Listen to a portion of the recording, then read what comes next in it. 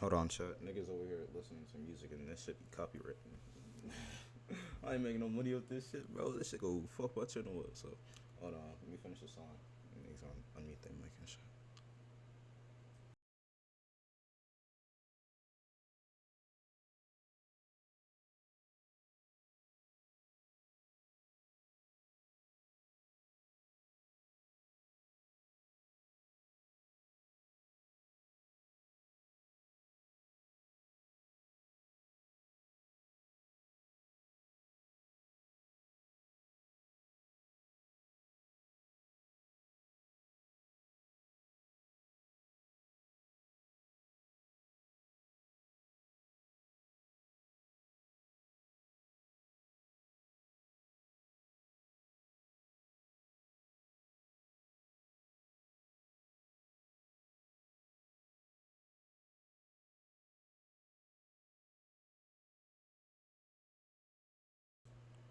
Alright, yup. Nigga got some good ass sleep last night. I ain't gonna count with you. Probably the best sleep I had in a while. About to get this shit started now. I don't see no shit on my homepage to react to for real. So a nigga most definitely probably finna. I was supposed to a nigga was supposed to live stream what last night. I was supposed to get off. I did get off yesterday. I was supposed to get on last night, but a nigga ended up other plans ended up occurring, and I didn't know what was gonna happen. So I ain't gonna count with you. I blame only one person. But the reactions that I wanted to react to, the videos that I had wanted to react to. All right, body cam, most stuff. All right, what does it say? Which one sounds way better? Not gonna lie, this one. Georgia man shoots at cops with AK after deadly high speed chase. Armed man fatally shot by. Damn. I got with you, dramatic filler shows deadly shit up between police and shit. I'm gonna be honest with you. I think we should react to the first one. Well, I should react to the first one. I know it can be. Hopefully, it's good quality.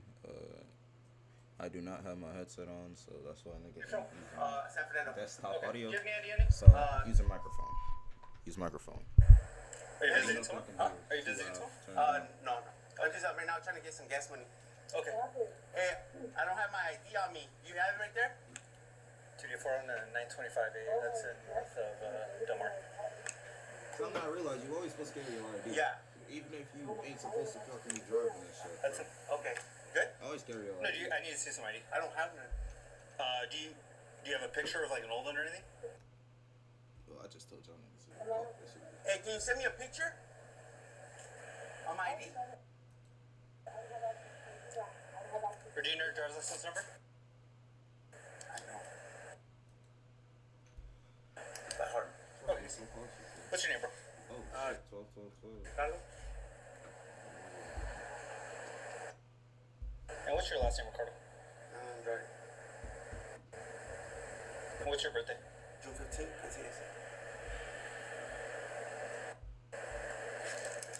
What brings you here? Huh? What brings you here? I came to see your friend. Oh, okay. Your friend lives here? No, not right here. I was already driving and trying, but I parked and I swear I didn't even see the one way. Oh, okay. Did you come out of that? No, I came this way. I came this way, but I just reversed and I seen that person. I just parked there. Oh, okay. The whole time it's been. This nigga guilty. All right. You're not on probation or parole? No. Okay, perfect. We good? To your for discrepancy? No, not yet. Okay, 20 Israel, Lessa Andrade, David Robert, Adam, David Edward, first of Ricardo, comes back, give me 615, 81. Got a disease in Pasadena. At least you know you don't know. This nigga he said he just trying to get some gas money. That's like 10 niggas selling weed or something like that. Doing some bullshit. Why you just really trying to make some gas money for? And then nothing legal inside the car? No guns, drugs, anything like that? Like that cigarette came out. When you You know it's about to be some bullshit. I ain't gonna count you because I do it. I know it's gonna be some bullshit and everything. Please give me some fucking. It don't mean that I'm lying. It just means like, bro. I know it's gonna be some bullshit.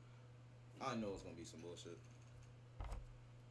In this case, this nigga smoking because he knows about to be some bullshit, and this nigga lying about something. You lying? Nigga lying. Get the fuck out that scene. Where are you from, Pasadena?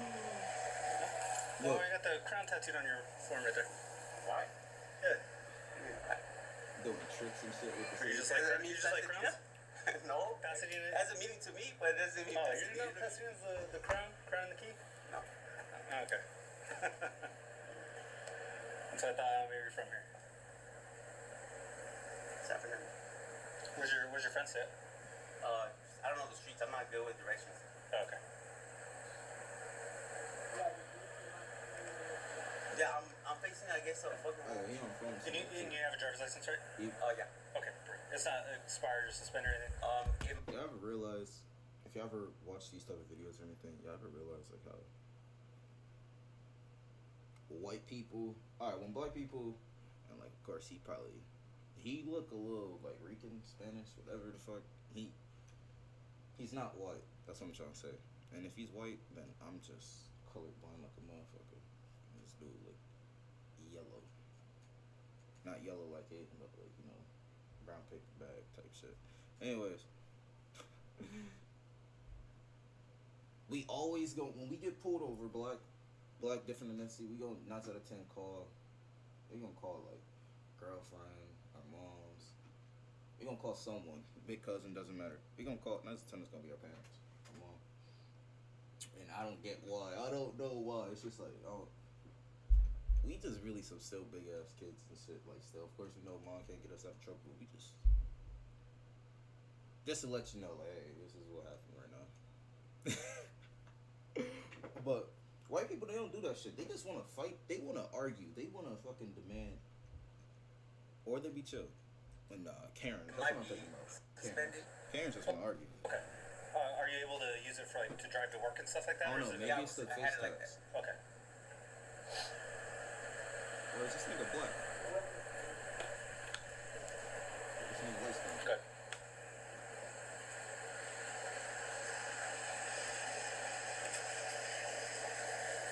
Are you a junior? Am I a junior? Yeah. Do you have no name?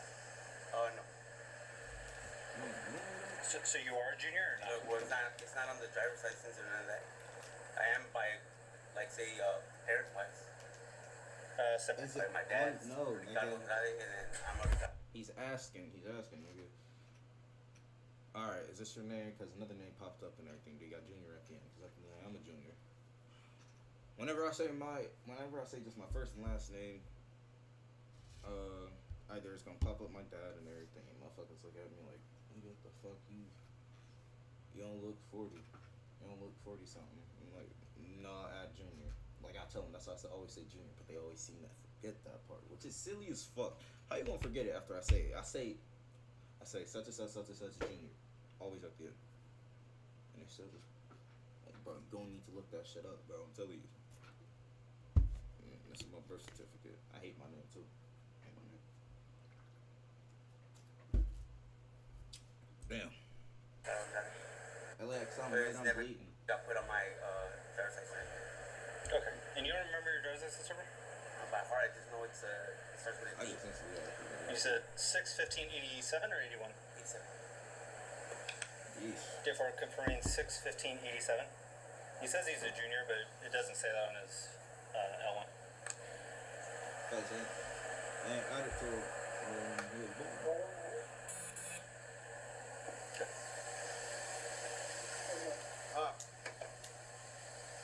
What? Yeah. Okay. Yeah. He's speaking Spanish. Yep. He said, "Por qué?" That's gonna be 6/15/87. I think they have the wrong birthday.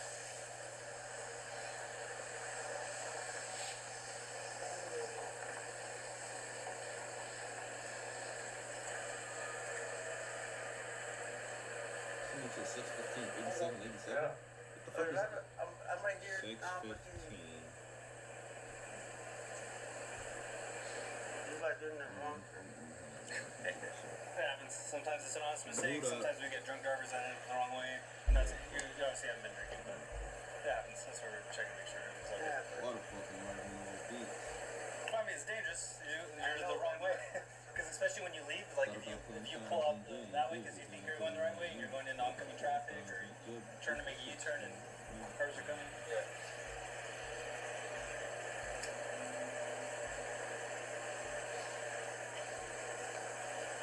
Are you staying near your car again? Yeah. How long have you been staying here? With the pickup truck too. Okay. What is this at?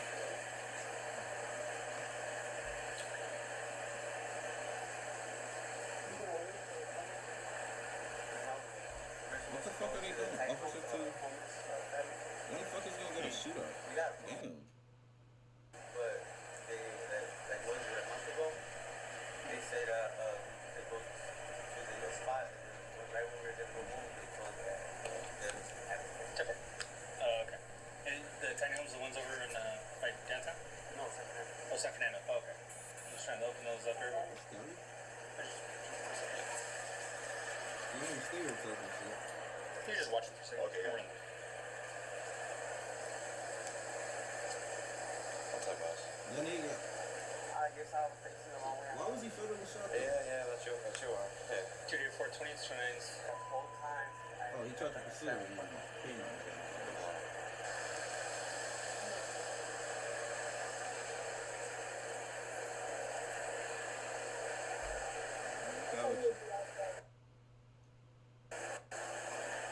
You said nothing illegal in the car? Is it okay we check just to make sure? No? Okay. There we go. There we go. We have to fast forward a little bit. I ain't gonna coach you. Type of person I always been. Every time when I get pulled over, is there anything illegal on the car? If you say no, they gonna still search it. If you say yes, they gonna search it. They gonna find it. Doesn't fucking matter, bro. Just unless they don't have probable cause, no. Say no. But if they say they smell like marijuana or something like that, like, just go ahead, bro. Get the shit over and done with, bro. I promise you, it'll be worth it. But what's up, car for? Huh? now this is where this nigga about to. What's up, car for? Look, he started that motherfucker. Stop. He started that motherfucker, bro. He's like, you get out the car, he already look. He had that blank ass stare. And he got that blank ass stare in his face. Didn't look. I don't think he looked. Is it okay we check just make sure? No. Okay. What's up, car for? Huh? What's up, car for? That blank ass stare. That blank ass stare. Didn't even look at him. Still haven't looked at this nigga. You're gonna get fucking shot. You're gonna get fucking shot. 35, hold the air. Got one at gunpoint. He's trying to run me over. Hey, you're gonna get fucking shot, dude. You're gonna get fucking shot. Quick, stop the fucking car. I swear to God, I'll fucking shoot you. I swear to God, I'll fucking shoot you. I swear to God, I'll fucking shoot you.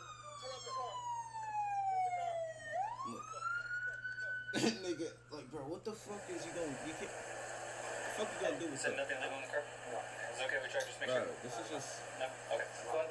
What's up, car for? It's just a dash cam, bro. I don't care. We just seen it up close. I want you to pursue it. Stop the fucking car. I swear to God, I'll fucking shoot you. I swear to God, I'll fucking shoot you. I swear to God, I'll fucking shoot you. Code 3 back. Turn off the car. Run over an officer. Look, now this is where you take off. Okay, we're gonna be in pursuit. Stand by. Okay, pursuit southbound Hudson, wrong way towards California. I mean, it's too California. Run over a police officer. Yeah, California. I don't wanna stereotype or nothing, but.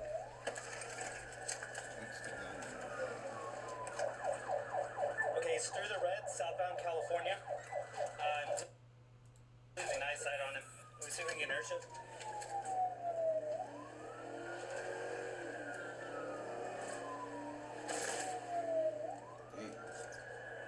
Okay, we're still southbound Hudson. How this nigga fucking crash? See, you motherfuckers just think I ain't a coach. I know a few people. Just because you think you know how to drive fast, you don't know how to fucking drive, bro. You don't know how to fucking drive. Nigga, how the fuck you crash and you low-key getting distance on this shit? Well, look at this. Look how far this nigga is. Not too crazy, but you got enough distance to fucking still not fucking go ass first to a fucking building or face first. Okay, we're still southbound Hudson. You fucking retard, bro. This nigga had to be high, drunk, Coming up to Lake. heroin, whatever the fuck. Oh, ETC'd into residence. That person mad as fuck. That's a Tesla too. I think that's a Tesla. Here. Drive. Hey, police cannot stop you to get bit. Nigga, why? Why are you about to shoot him? Right here. Do you got him? Here. Dot. Hey, he's in the. He jumped the backyard. He got a dog deployed. No bite. He's in the backyard. Trying to set him in containment. Get somebody to Lake. Hey, go to Lake. Yeah, go to Lake. Right, granted, this is your job. You gotta do this shit. You got a possibility to have a chill day at work, and you gotta fucking deal with this 36 emergent traffic, come to... I was about to say. Okay, come here.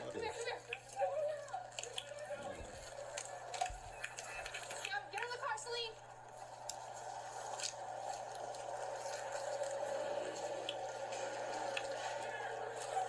Where? Yeah, at some point, you gotta know that you're fucking fucked, bro. You ran into a fucking apartment complex where you can't get in nowhere, you can't hide anywhere. They got a perimeter set. Now if you run out, bro, they got the whole shit surrounded. You dumb, bro. You dumb. Why the fuck you crashed the whip? You didn't get shot. I have no eyes. He didn't come out at all. You got a decent amount, bro. Like, at least get somewhere, bro.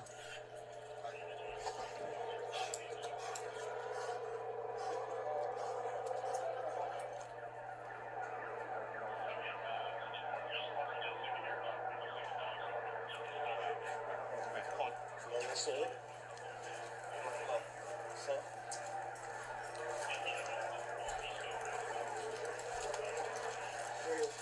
Okay, one, slow down. Suspect, get on the ground. Let me see your hands. Police department, get on the ground. I want to see. Why are you showing this nigga's perspective?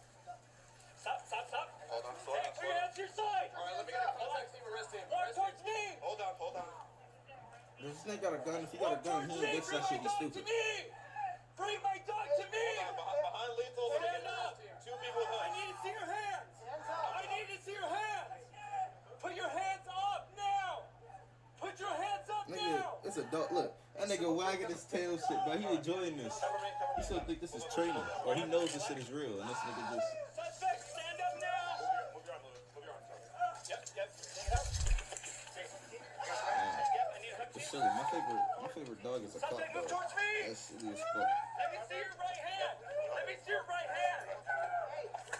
Let me see your right hand now. I do not know if you have a gun or a weapon on you. Let me see that hand. Put your arms up. All right, you're leaving. Stand by here. How's he gonna be federally shot? Hey, gun.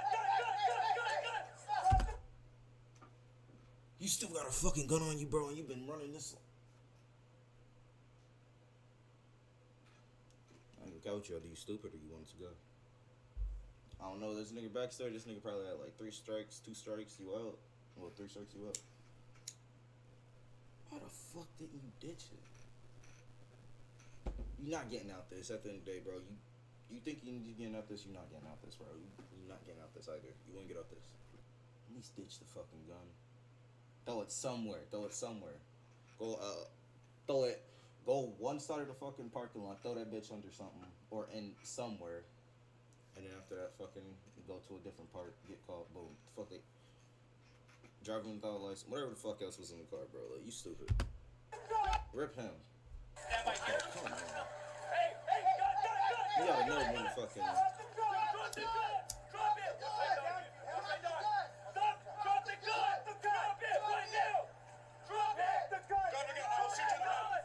You're gonna die right now. Drop it. When he was older, too, so you already know this shit. What's my dog? Stop. He's fired. Flats. Here, bud. Diving. Damn. Officer, you guys good? Yeah. I'm good.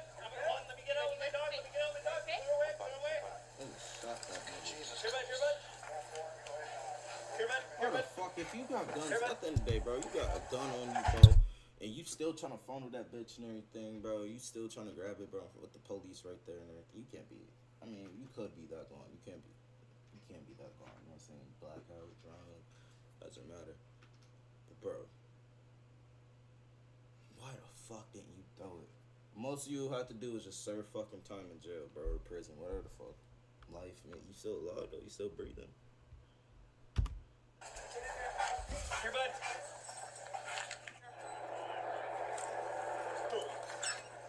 They had helicopters on this nigga. Bruh. Is that him? That was him. He's moving too fast. See, like I said, bro, you hear that helicopter, bro. You hear the helicopter, nigga. They got night vision on that bitch and everything, bro. Bro, you caught. And they did this just because a nigga drove off on him. It was a slow day. It was a slow day at work. I don't know. I don't know. Get turned around, baby.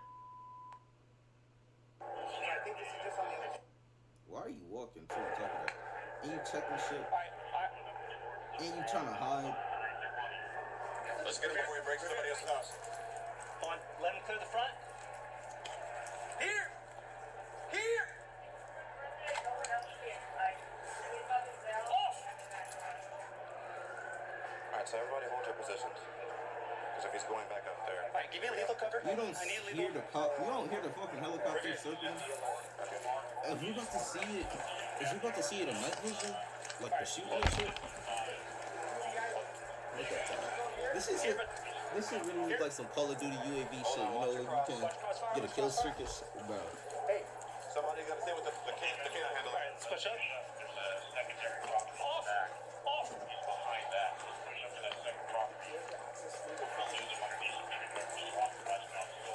Here! Here! Give me one. We have. Back behind this back. Back behind her.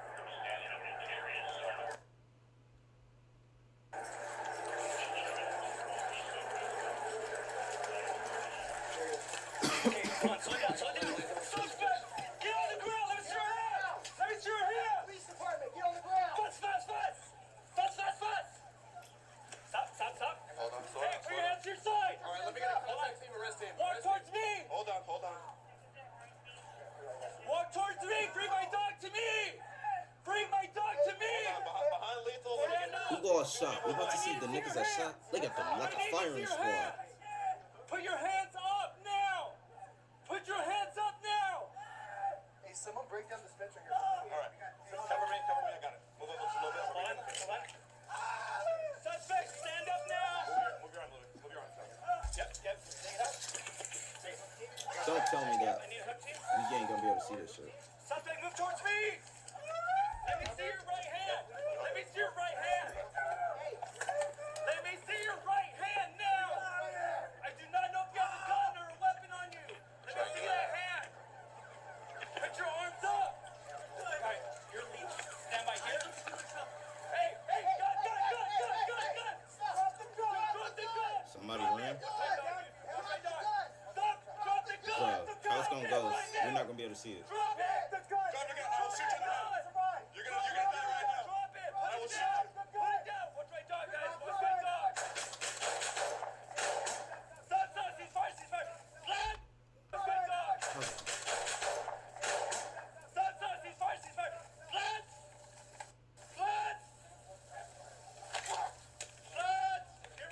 Here, bud! Diving! Damn, you can't even see that. You can't even see that nigga aura no more.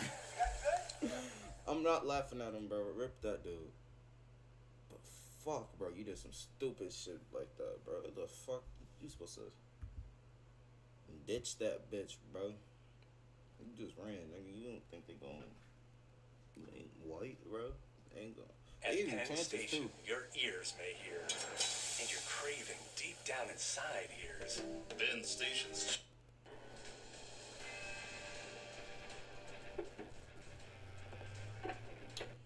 Georgia man shoots that cop with AK-47 after deadly high-speed chase. We're now getting a first-hand look at a Georgia car chase turned shootout that left I was about to say, bro, why the fuck? I thought the car was up there. No, that's the nigga that they chasing. Imagine, bro, all you got is a pistol, bro, and niggas shooting AKs at you. It happened on April You ain't got no 12th, switch on that bitch? 2021 in Carroll County, Georgia, west of Atlanta. That's where a Georgia But most State niggas, Patrol they don't be riding trooper around with stopped full a clips, Nissan so, Sentra they be driving having, like, more than 100 miles per hour along the 7 interstate. bullets left. 10. Got 15 in that bitch, bro. You ballin'.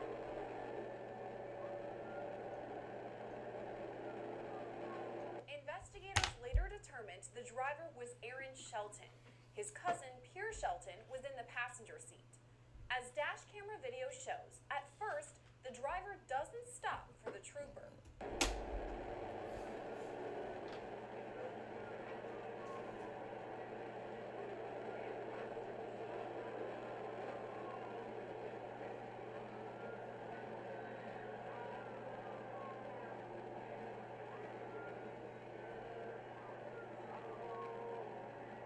Eventually, though, the car pulls to the side of the road.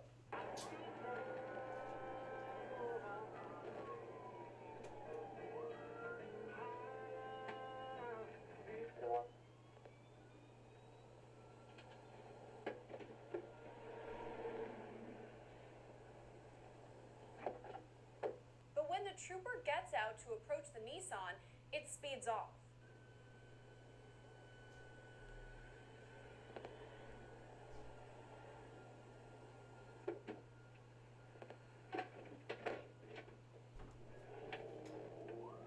Dash camera video shows the initial chase as Aaron Shelton attempts to childish as hell. outrun the trooper.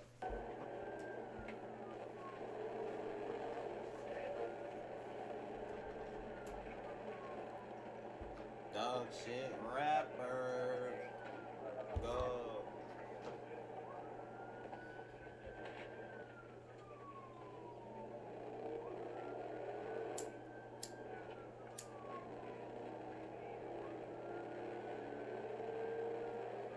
That shit's silly.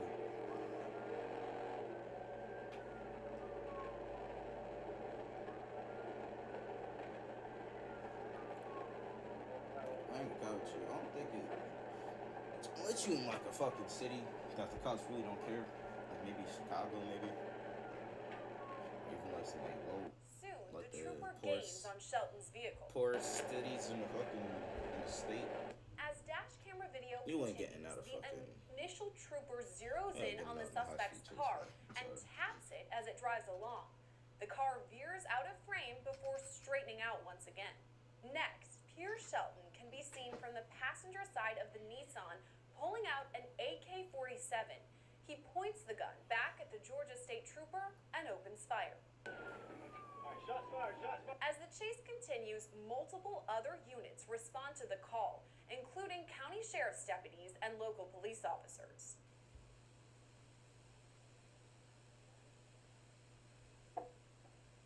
Look, them niggas ready. Them niggas, look. Niggas happy as fuck.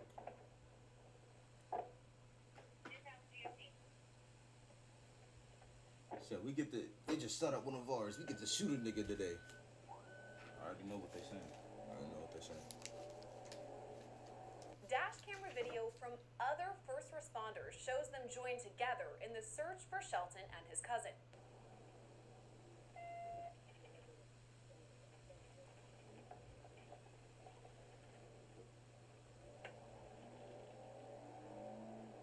Damn, imagine all those cars right there. Imagine all these cars. They just probably going to work, on the way to work, going home, coming home from going home, whatever, bro. And you just see some shit like this. If I was this red car, I ain't gonna couch. I'd have backed up farther. Fuck. For that many cop cars to be out there and shit, bro, like, the fuck.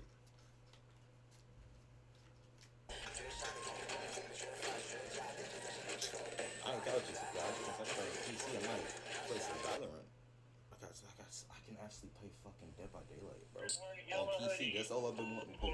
That's why I stopped playing Dead by Daylight on 6-6, back off, Xbox. back off, It's on controller. You can't connect. back off. Let's see what they do. I'll do that for Dispatch, this. Hell we're right yeah. here I going might. at 69 miles an hour. I'm waiting to look see into what it. we do. Look We're into turning that shit. right on Bankhead Y'all get Highway. that shit poppin'. Pause. Pause on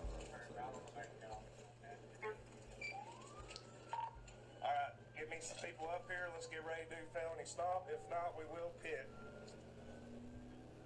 Carrollton Police Sergeant Rob Holloway can be heard on body camera video calling out instructions during the chase. Alright, back off just a little. We're gonna follow at this distance.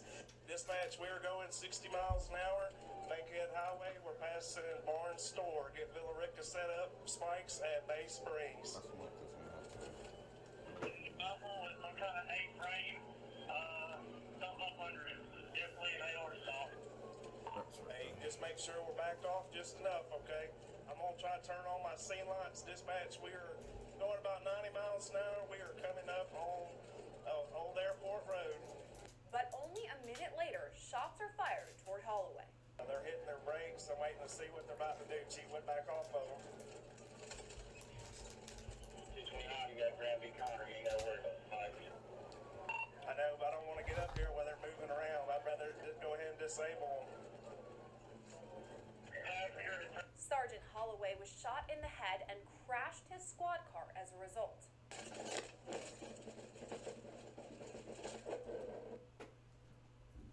Bro!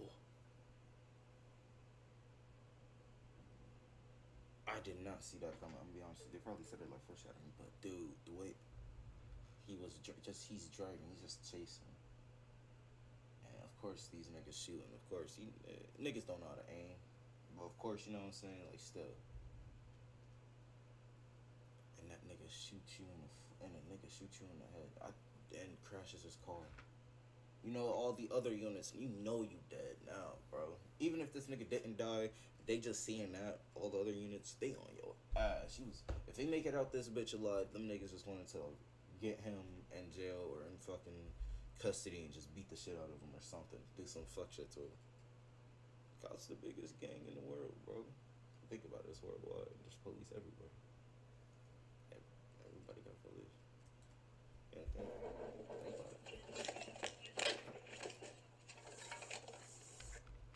As a result, Moving around, I'd rather just go ahead and disable them. Sergeant Holloway was shot in the head and crashed his squad car as a result.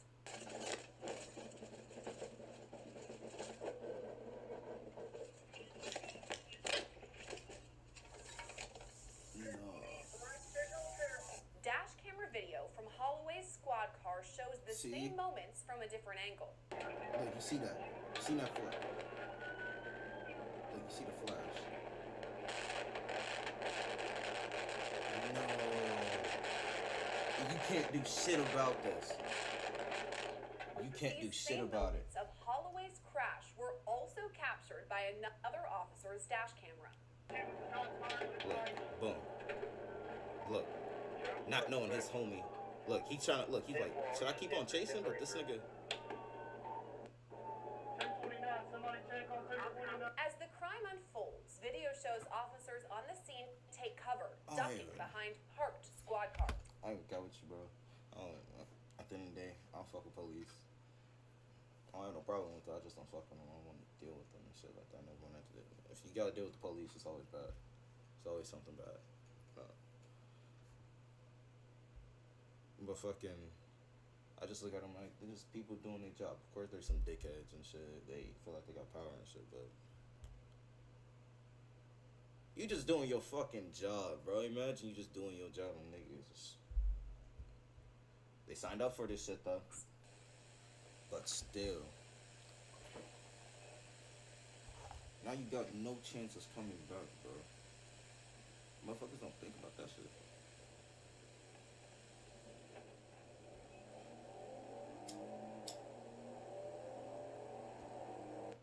Then shows some officers move to a new location. Some I do respect is a man that goes to work and fucking support his family. This video shows the perspective of Carrollton police officer Chase Gordy, who also responded to the scene. Is he by himself? Gordy can be seen taking cover in front of his squad car as shots ring out in the distance. Damn. You don't know if you gonna die. I ain't gonna count with you.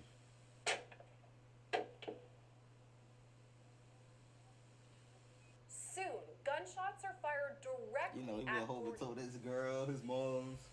Yeah, I had a shootout today. Gordy can be seen calling for help as the gunfire continues. Look, they coming in the background. Look, you see them niggas. Is that them? Yep. Look, you start seeing the light. Oh no, that's the fucking. Bro, that's not the fucking light. That's the fucking light right here. For Why are only 2 you- seconds, a suspect is seen in front of the squad car, gun in hand. You telling me this nigga rushed you?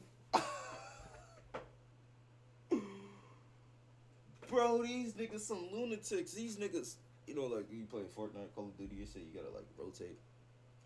Tell me these niggas pushed you off yours. These niggas savages, bro.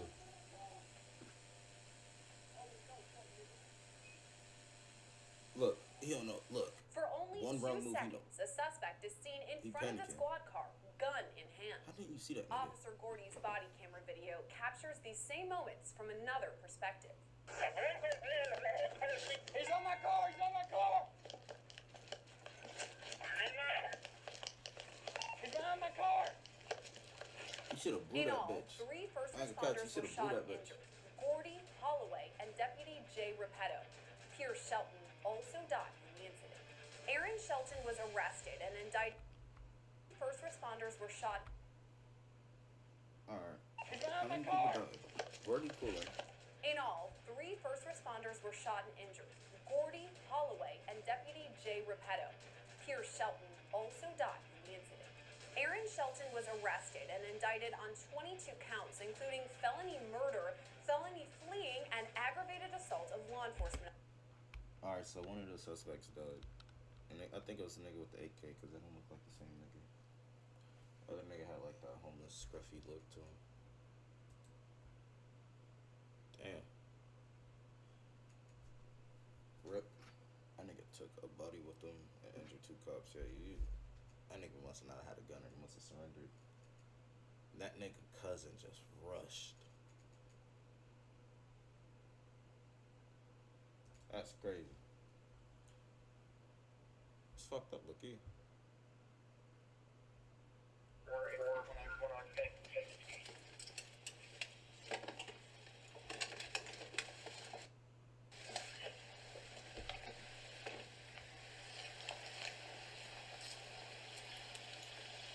Show me your hands, buddy. Okay, show me your hands. Show me your let me hands. see your right Show me hand. your hands.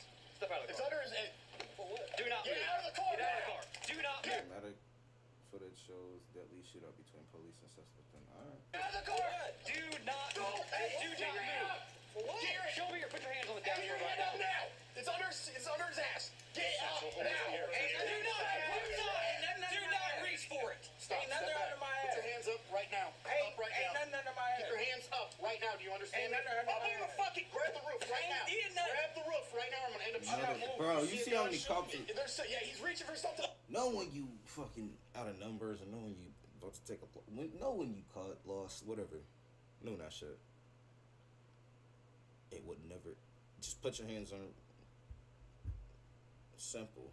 You can't get out the situation, bro. Can't. Stop.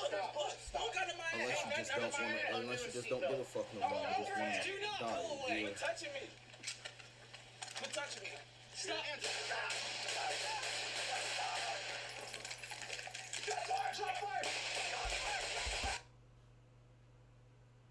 Oh my god. Hey, yo. Are we able to see this shit?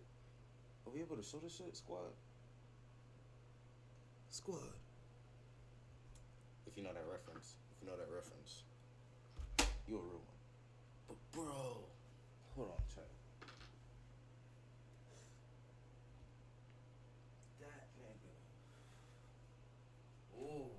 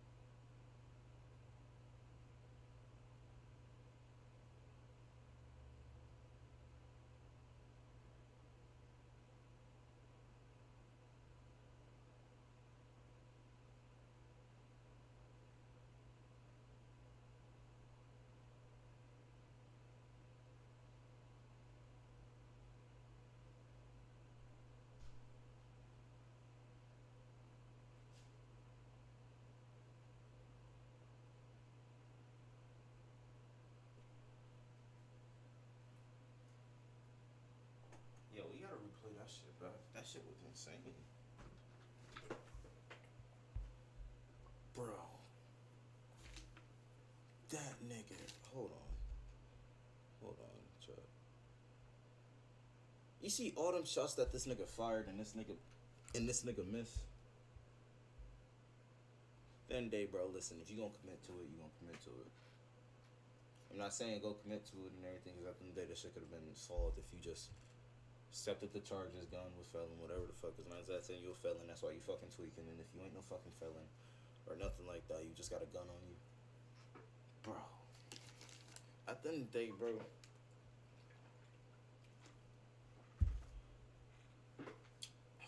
Never say never.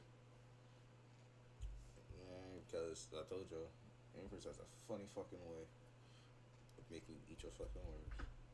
And then when you eat them, then life gets good. Life gets good. I promise you that. If you look at all the negatives in your life, bro, instead of the positives, shit. This nigga. Alright, I'm done yapping. Hold on, let me.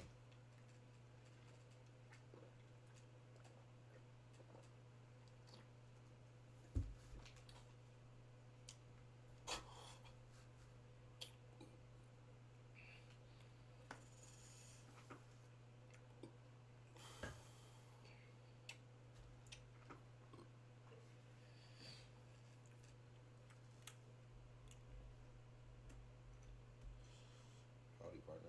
Alright, let's go. Look at this shit. Look at me shot this nigga miss. Quit touching me.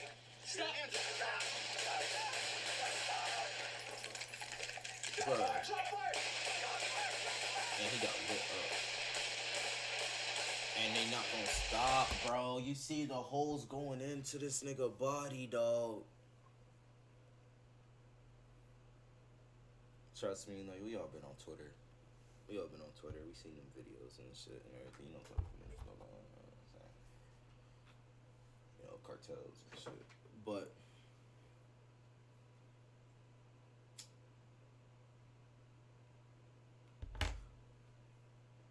dog, bro, look at that shit. I ain't gonna couch you. That shit gotta hurt. Alright, look. You see the holes in this nigga body? Done day, bro. He had a better chance. Look at, they not stopping. They're emptying clips. He's emptying that bitch, and he's getting nothing but headshots, body shots, all that. I'm hit, Travis. Look, that's why he emptied his whole clip. That's why he emptied his whole clip. He's still alive? We get to see this nigga body cam. Oh, shit. This is like one of the last niggas I pumped up to. Dog. Central, hold us here. That shit. This nigga just got fucking. Put your hands up right now. Up right now. Keep your hands up right now. Do you understand me? Up on the fucking. Grab the roof right now. Grab the roof right now. I'm gonna end up shooting you. You see a gun? Shoot me. Yeah, he's reaching for something. Look.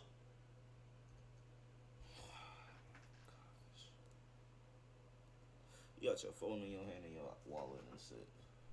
Nigga, you really thought you was gonna be able to shoot your way out this fucking situation? And take your ID and your fucking phone because you're gonna need it? Or you wanted to die and just like grabbing those important things that you think it doesn't matter no more once you eat. When you die, you're gonna be naked, nigga.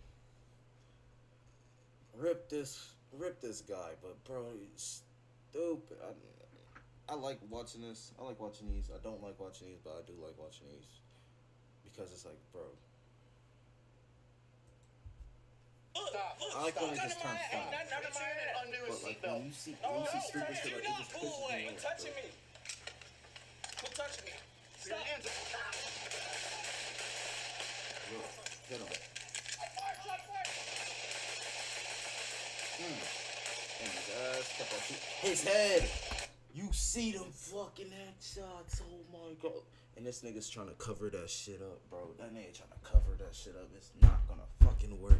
I don't mean to be acting like a bitch right now, but bro.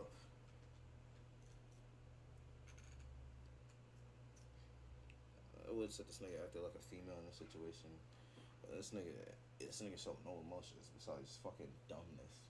He wasn't in his feelings. He wasn't this and third. He just was acting dumb. RP to this man. RP to this man. But bro. Officer down, officer hit, officer down. I'm hit, Travis. Where you at? Hit in the arm, hit in the arm, hit in the leg. Which arm? And the face. I'm hit all over.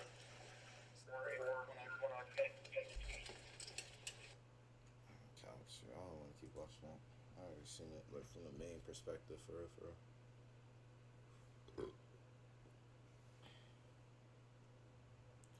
All these shootouts, bro. Damn, I ain't gonna count with you. All these shootouts. Well, it's really 8 times before this happened. Where's some funny body cam videos, bro? Damn, I'm tired of like watching niggas get popped, niggas dying and shit. Miss that.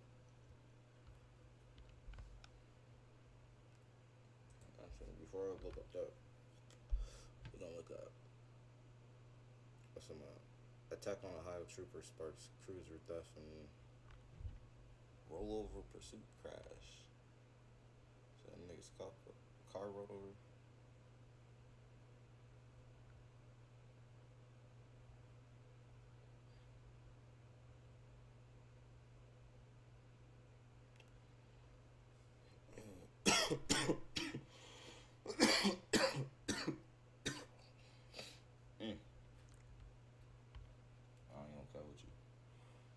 What the fuck is it good to?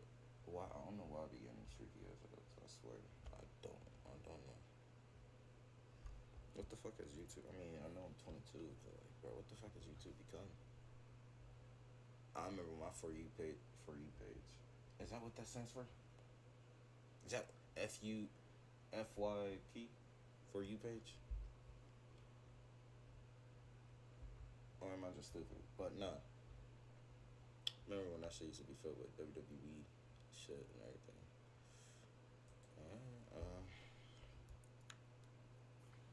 Shit, what's some good videos for that time? I'm gonna watch some. The Loesta post a vid.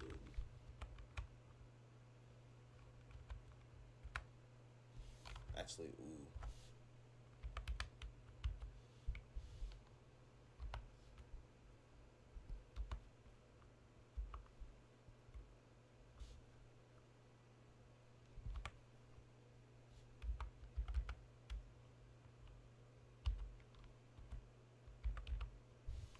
Hopefully I spelled that wrong.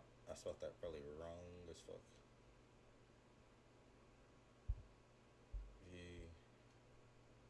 V-E-R-S.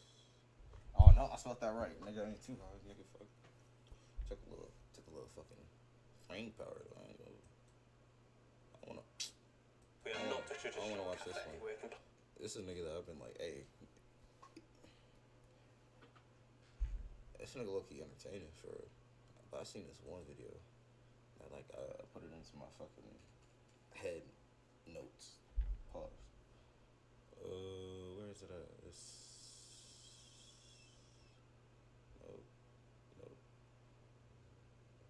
Nope. This is what I wanted to see.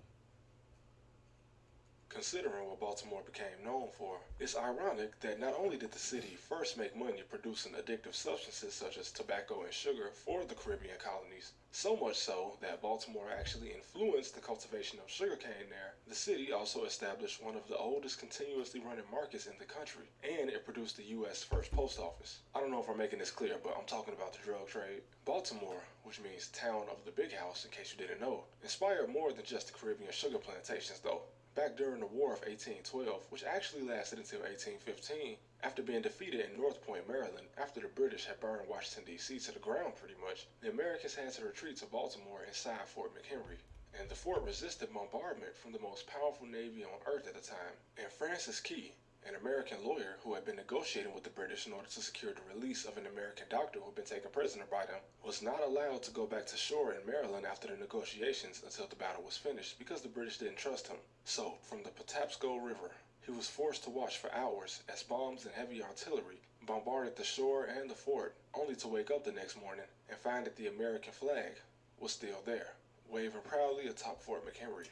Once he returned to shore, he would begin writing the Star-Spangled Banner, obviously inspired by what he had just witnessed. Although for some reason it took 116 years for the U.S. to officially adopt the song as its national anthem. And like many cities in America, Baltimore basically burned down in the 1800s and had to be rebuilt. And some people might try to attribute this to some conspiracy theory, but it's important to remember that most of these cities, like Chicago, were primarily built using wood, and firefighting success was far from what it is today. Now, if you look at a map of Baltimore County, you'll notice a big chunk is missing. And that's because the city is actually separate from the county, despite sharing the same name, making it one of less than 50 independent cities in the United States. Now, why was this done? Probably so the city of Baltimore wouldn't have to share the revenue it makes from the Port of Baltimore, which currently handles about $54 billion worth of commerce every year, which ranks 9th in dollar value out of all 36 ports in America. And like Philly, some of Baltimore is filled with these row houses, which I can only see as a fire hazard. And despite being a coastal city, it's actually outside of the coastal storm surge areas, saving it from hurricanes, unlike some other cities on the East Coast. It's also much warmer than other East Coast cities in the area, like Boston and even New York, which gets very cold in the winter, with Baltimore actually being closer to the climate of a southern state like Alabama, which is crazy kind of considering where it is. Although flooding is a major problem here, and it might actually be getting... I ain't gonna couch you. I thought this thing was gonna talk about the fucking gang shit and everything. Damn. Now y'all see what I'm into, bro. I didn't know I was getting a history lesson, because look, the rumor of the capital of the U.S. Swan and drill is brutal. How drill changed west side of Chicago. This ain't from Chicago, apparently. Right here in Ohio, America's plastic makers are creating and reimagining the essentials. Lighter, more recyclable materials don't just support jobs, they... The most cold-blooded hit I've ever seen on camera was that of a guy named Fifth in Toronto. He was waiting in what looked like an apartment building, staring down at his phone, when two men approached and fired through the window, with one of the two wiping his prints off the weapon mid-shooting before wiping the door down, opening it, and firing a bit more. I have seen a lot of footage, heard a lot of stories, but when you see something like this, you know it's not just the work of a rookie. Toronto has a homicide clearance rate of 80% alongside a low crime rate, making it the 6th safest major city in the entire world. Now, this is the 4th largest city in North America. That's out of 46 different countries and territories, including the U.S., all of Central America, and 47 if you include Puerto Rico as its own separate thing. With law enforcement this effective, a person that gets away with murder in Toronto is arguably one of the most dangerous people on this side of the planet. And this Fifth guy, this is a man that allegedly had his casket carried by Drake. Caught on high-definition camera almost 10 years ago, this murder is still unsolved.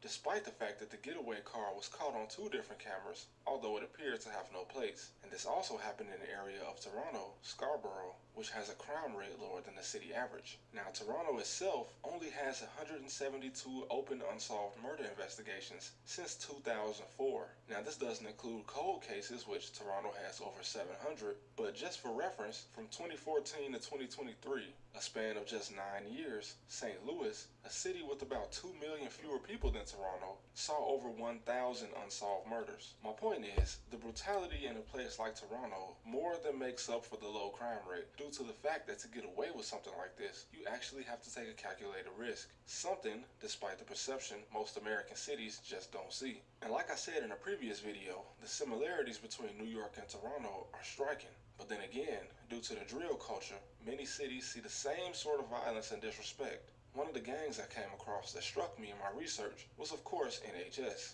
a clique started by a kid called NHS JJ, and he actually ended up deceased under mysterious circumstances that allegedly started with a chain of events that was set off when he allegedly tried to collect a bounty placed on another Toronto rapper's head, a guy called Thoroughbred who has been in the rap scene for over a decade, and he actually was arrested in LA due to his involvement allegedly in a Miami murder years later. But supposedly, NHS JJ heard about some kind of bounty, no matter how much it was, and went to collect it while Thoroughbred was in the car with his daughter. And he allegedly fired at least 6... I ain't gonna cut with you. That's some whole ass shit too. And I'm not into no street shit, but at the end of the day, if I was, even if I seen the you with your daughter, I told you I like a fair fight. I always like a fair fight. So if I catch you with your daughter, just if I catch you with your daughter, that's a pass, because kids ain't got shit to do with your actions. and shit. Besides, like, you trying to support your family. That's about it.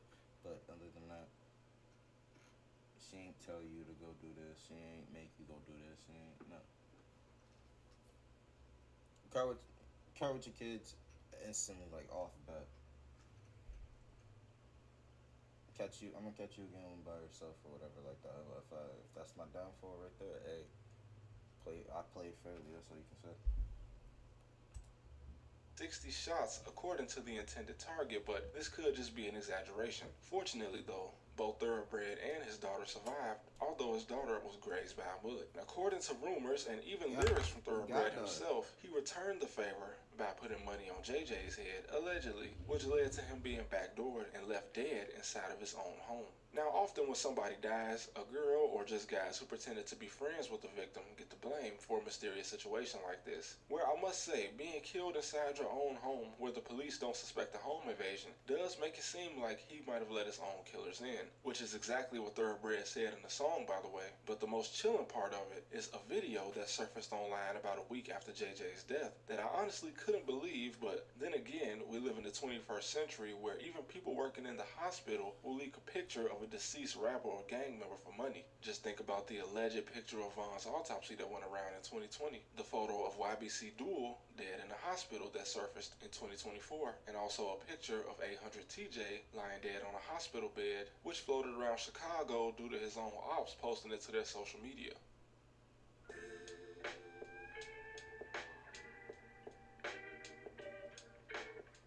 Sick game they play. At Firestone Complete Auto Care, we don't settle for good enough, especially when it's about saving you money.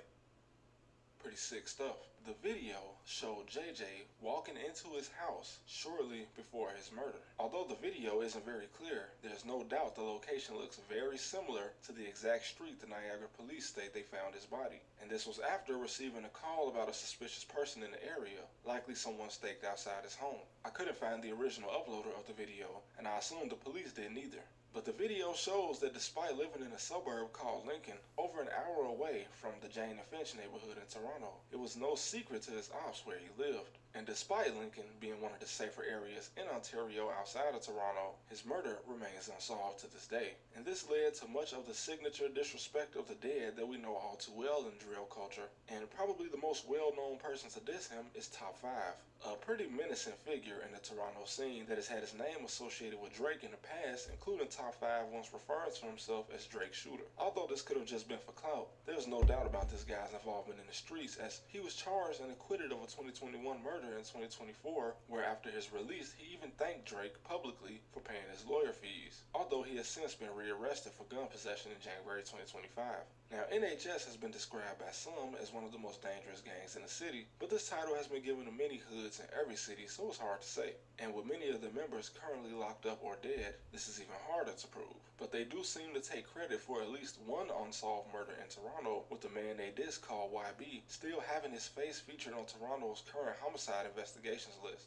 And this murder having taken place all the way back in 2018, it's unlikely that the Toronto police have any hard evidence to prove who did it, and it will likely remain unsolved. As in any city, it's common for guys to seemingly take credit for murders they didn't commit, just to be disrespectful to another set, and YB was known to be at least associated with some members of the Mount Olive clique. It's also rumored that he could have just been an unaffiliated associate, which is just as dangerous as being a part of it. For instance, while listening to the story of 600 Tricks out of Chicago as told by Tay Capone, Tricks ended up being killed essentially because he allowed himself to be used by 600, as they would simply just use him as a ride to go and shoot at people out of his own personal vehicle, as most gang members are teenagers. And then Wednesday, Tricks just throw C-Day and Lil D pop up again, put me in traffic.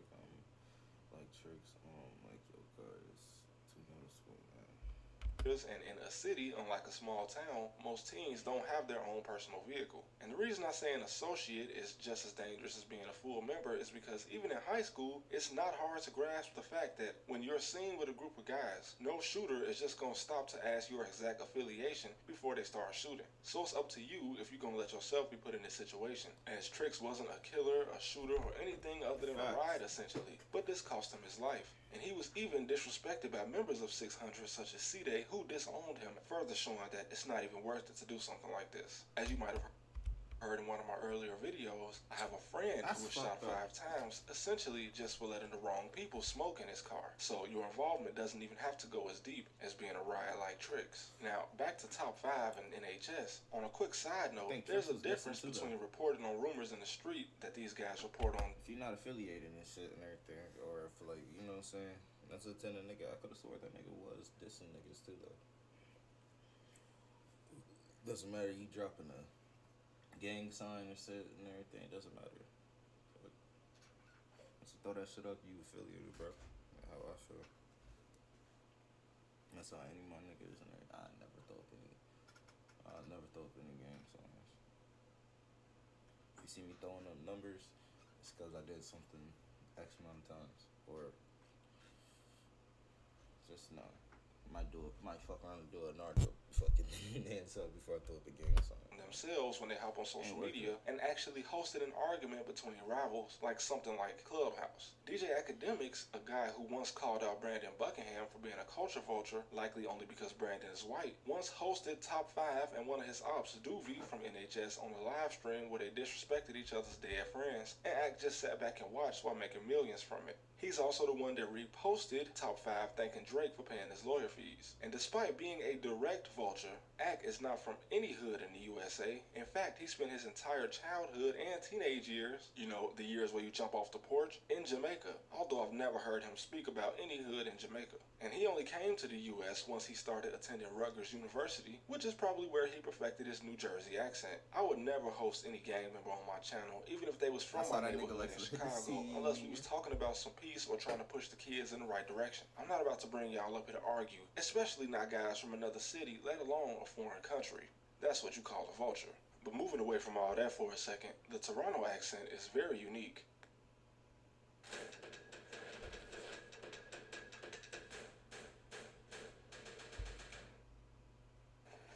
Live your biggest life in the new GMC Acadia. New 2025 Acadia models arriving weekly. Hey, yo, what's going on, fam? You good, fam? You saying, fam? Greatly reflecting the fact that Canada, despite its proximity and the fact that we speak the same language, is far different from the USA. I'm not sure if it's the influence of Pidgin, which, in case you didn't know, Pidgin, grammatically, develops as a simplified way for groups that don't speak the same language to communicate. I.e., the most known form of Pidgin, at least in the USA, is Jamaican Patois, although Pidgin is also spoken in many other parts of the world. This is why, despite speaking English, many Americans just cannot seem to easily understand what someone from Jamaica begins to speak, even leading to a huge misconception by many Americans that Jamaicans are speaking a foreign language when they are in fact speaking English, just not the Queen's English. For example, when I was in college, I had a buddy from Lagos, Nigeria, who I just could not understand when he was on the phone with someone back in Nigeria, despite the fact he told me he was speaking English. He's actually the one that clarified what Pidgin was to me, by the way. And Toronto is one of the most multicultural and multiracial cities in the entire world, and the similarities of Pidgin and the dialect spoken here could be a result of those island boys, not them. These island boys from the British Isles spreading English all over the world due to most English speakers' unwillingness to learn a foreign language. Jokes aside, Canada is in the Commonwealth of Nations, which a vast majority of nations in the Commonwealth being former parts of the British Empire, and many people from these nations actually immigrated to Canada. And the Commonwealth seems very suspiciously like a cover for the King of England to still be the head of state in most of these nations, ceremonial or not. Also, for some of my Americans that probably don't know, the UK and Canada still have the same head of state, with the king having his own personal residence in Canada, and the Governor General, who was appointed by the king, now by vote, technically outranking the Prime Minister of Canada. The Navy is called the Royal Canadian Navy, and the Air Force is also royal. And even though Rideau Hall is the official residence of the Governor General, it becomes the residence of the king whenever he's in Ottawa, so what, does she have to just get out when he's in town? Also, Drake only seems to share the Toronto accent when he wants to, most of the time. He could have either just been in the US for too long, or is this just how people from Forest Hill sound? Let me know in the comments. Anyway, I didn't just want to stick to gang violence specifically because obviously that wouldn't tell the whole story of Toronto, despite the fact that it can get pretty brutal here, including the weather. Damn, bro. When that nigga done, I'm like, damn. I made it on YouTube, guys. I made it on YouTube.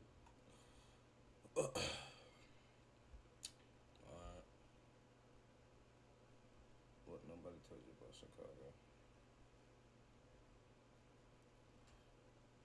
I'm gonna watch one more of this video. Shit. Tell me something about Chicago though. Shit, I love the music. Spreading gangster culture around the world ever since those Italian boys from Brooklyn came and took over the city. Gang wars started by teenagers that came into the spotlight, all thanks to a guy that stopped taking part in it as soon as he became famous. Let's take a deep dive into Chicago. Everyone's been asking for longer videos, so let's do it. First off, let me get this out of the way. Chief Keef gained a lot of respect for young people all around the world, including myself. But let's make a couple things clear.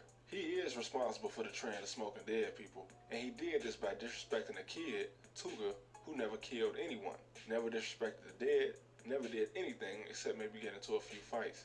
I understand that in 2011, 2012, when this whole era kicked off, Keef and the rest of the guys from this area were just using Tuka's name as a way to disrespect the whole ST.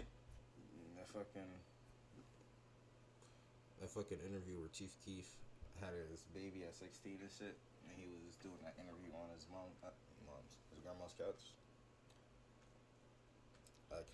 EBT, Gyro City, and Taquan were. And Tuka was also one of the first bodies to drop in that generation pretty much. But once Keef was comfortable in his mansion far away from the south side of Chicago, he kept using Tuka's name as a sign of disrespect. And again, Tuka was a kid that never killed anyone.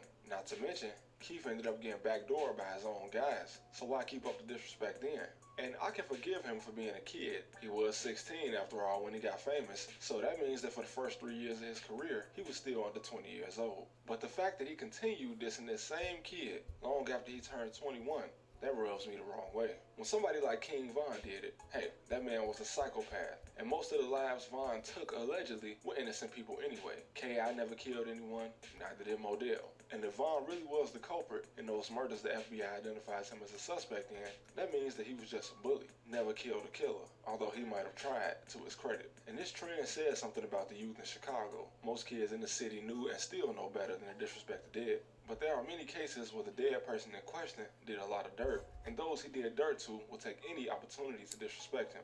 But then you have those that would just disrespect anybody associated with any hood that came and shot at them. Simple as it sounds, this is a big problem in Chicago. Now I completely understand that in the city, it can get ruthless. Here's an example. A lot of kids are guilty by I can count you. He do sound like he is from Chicago. I believe he's from Chicago. That nigga said Von was a psychopath.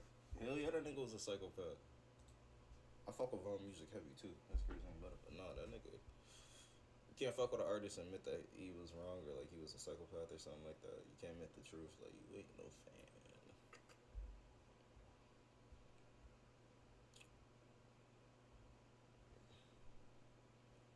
How barely speeding turns into a 50K bond. 50K. 500K bond. Alright.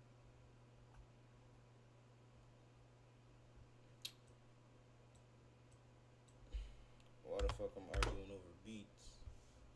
It's him because he even got the key. Thought about putting pound and then do it and then put it on me.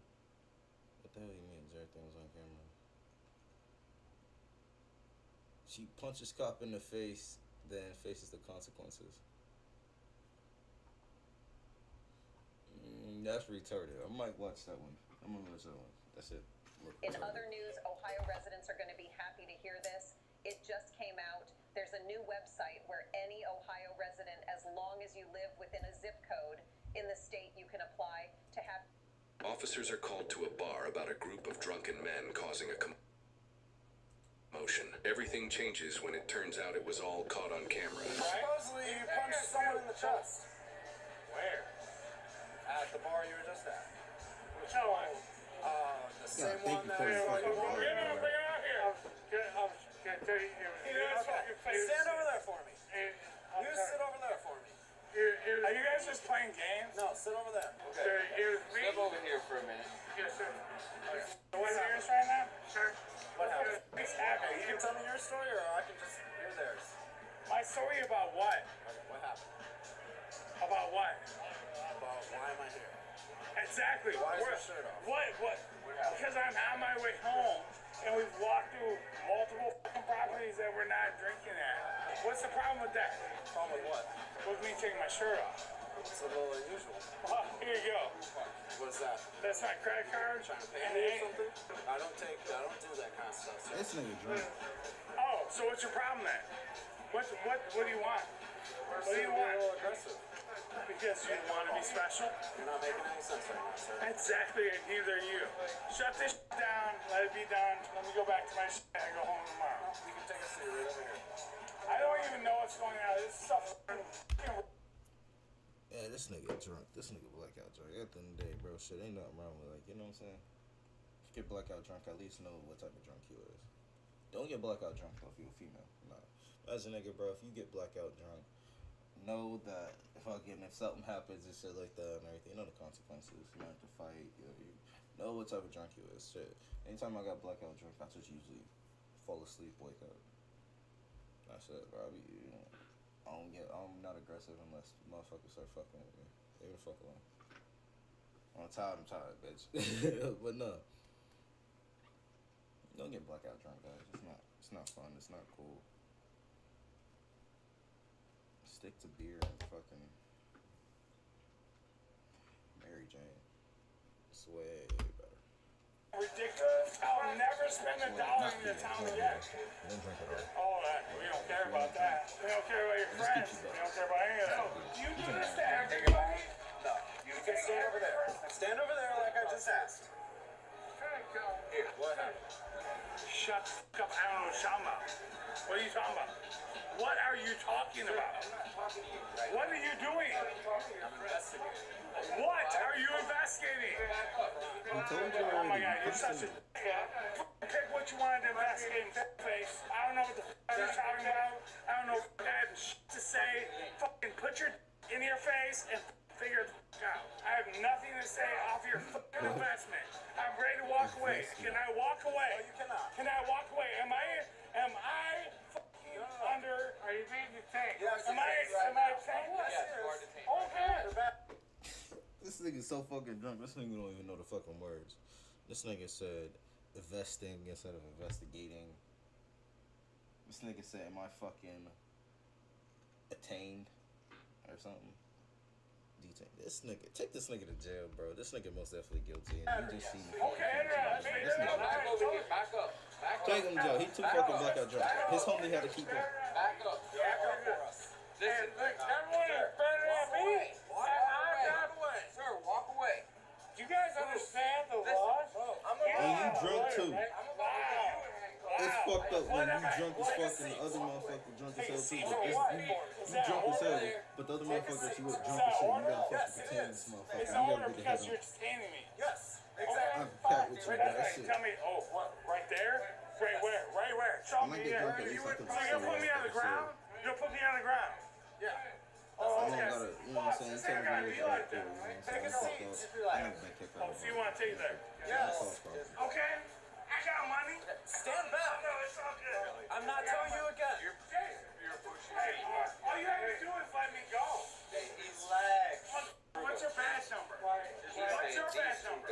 What's your badge number? Let the see white people should do that shit too. You said to get away. You walk over here again, I'm putting you in handcuffs. 6 feet. Yeah. 6 You walk this way again, You're I'm putting you in walking. handcuffs. 6 feet. Bro, at the end of the day, bro, like shit, y'all both drunk as shit. Say it again. And then you look at me. What? Did you shake your pepper spray and then look at me? Yeah. Yeah, because if you make a move, you're And I gonna make a pepper spray. move. Okay. There's none of that. Okay, perfect. Then I won't pepper spray you. I'm gonna get you fired. There's no need. What the fuck did you just do? You fucking simple motherfucking punk. You're such a bitch. What the fuck? This nigga crash out. This nigga go to bars and pick fights and just want to ruin people's day. He crash out.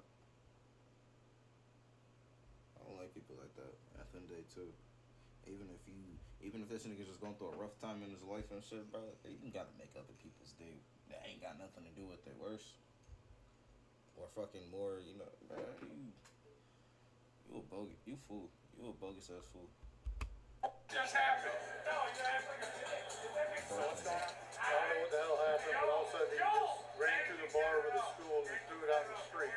So he came back over, he had a tab, I had him sign his tab. He kept trying to force his way on property, and my other guy, Jay, the security guy, stepped up and said he'd step off property, and he swung his back backhand and hit him in the face. And then I grabbed him and pushed him off. He kept coming back over there, wanted to fight, all this other stuff, kept running his mouth.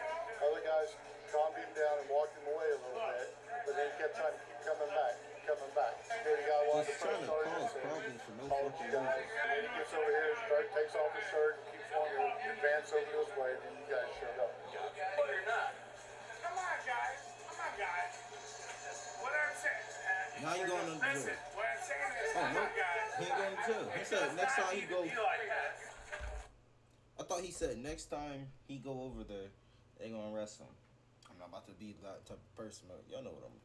I know.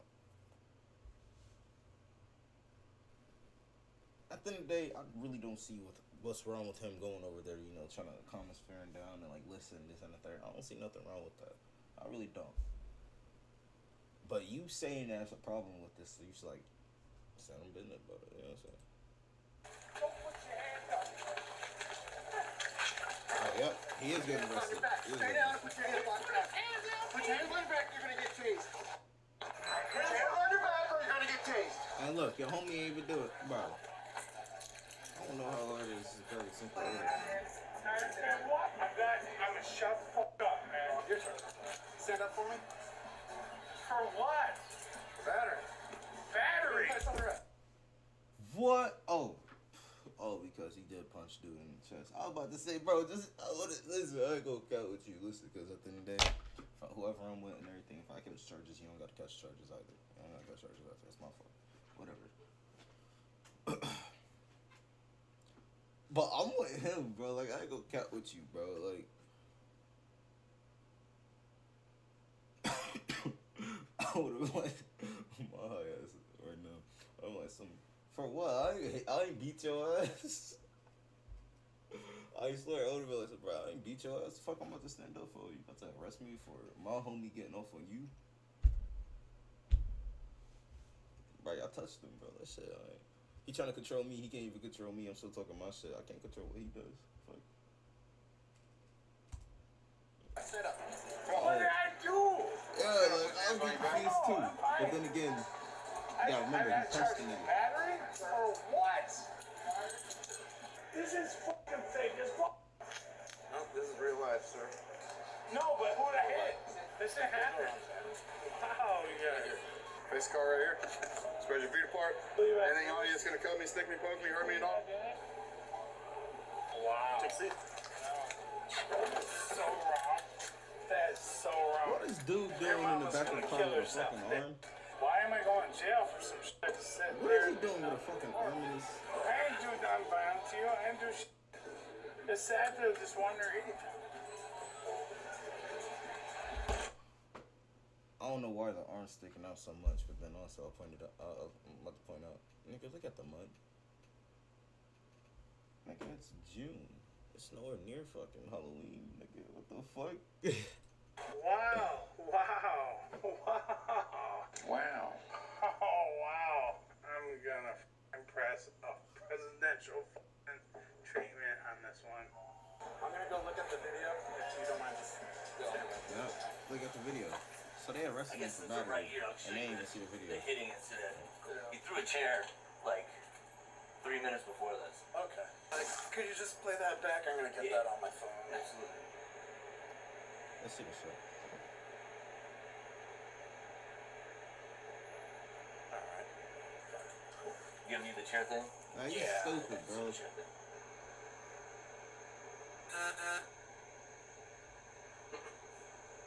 y'all want to charge him with the damage to property? Might as well, right? Yeah. When I get out, I am gonna create a fucking inventory. And the hardest fucking shit I've ever had to fuck your lives and you fucking assholes the way you treat people. This is gonna be great. Dude, thank you so much. Cool. No problem. Not gonna lie, it seems like the most maddest people, bro. Like when the police ain't on your side, it should seem like when they ain't on your side, if you still telling the truth, bro, of course, like, you gonna get mad, but you not. Like, alright, bro, whatever, bro, let's just get this shit over with. Woo, woo, woo. Da da da da. Motherfuckers who be in the wrong and be talking to the police and shit when they're not on their side, motherfuckers always gonna get mad.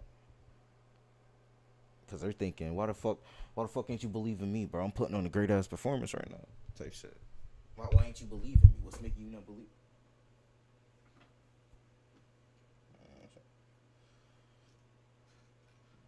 I don't know.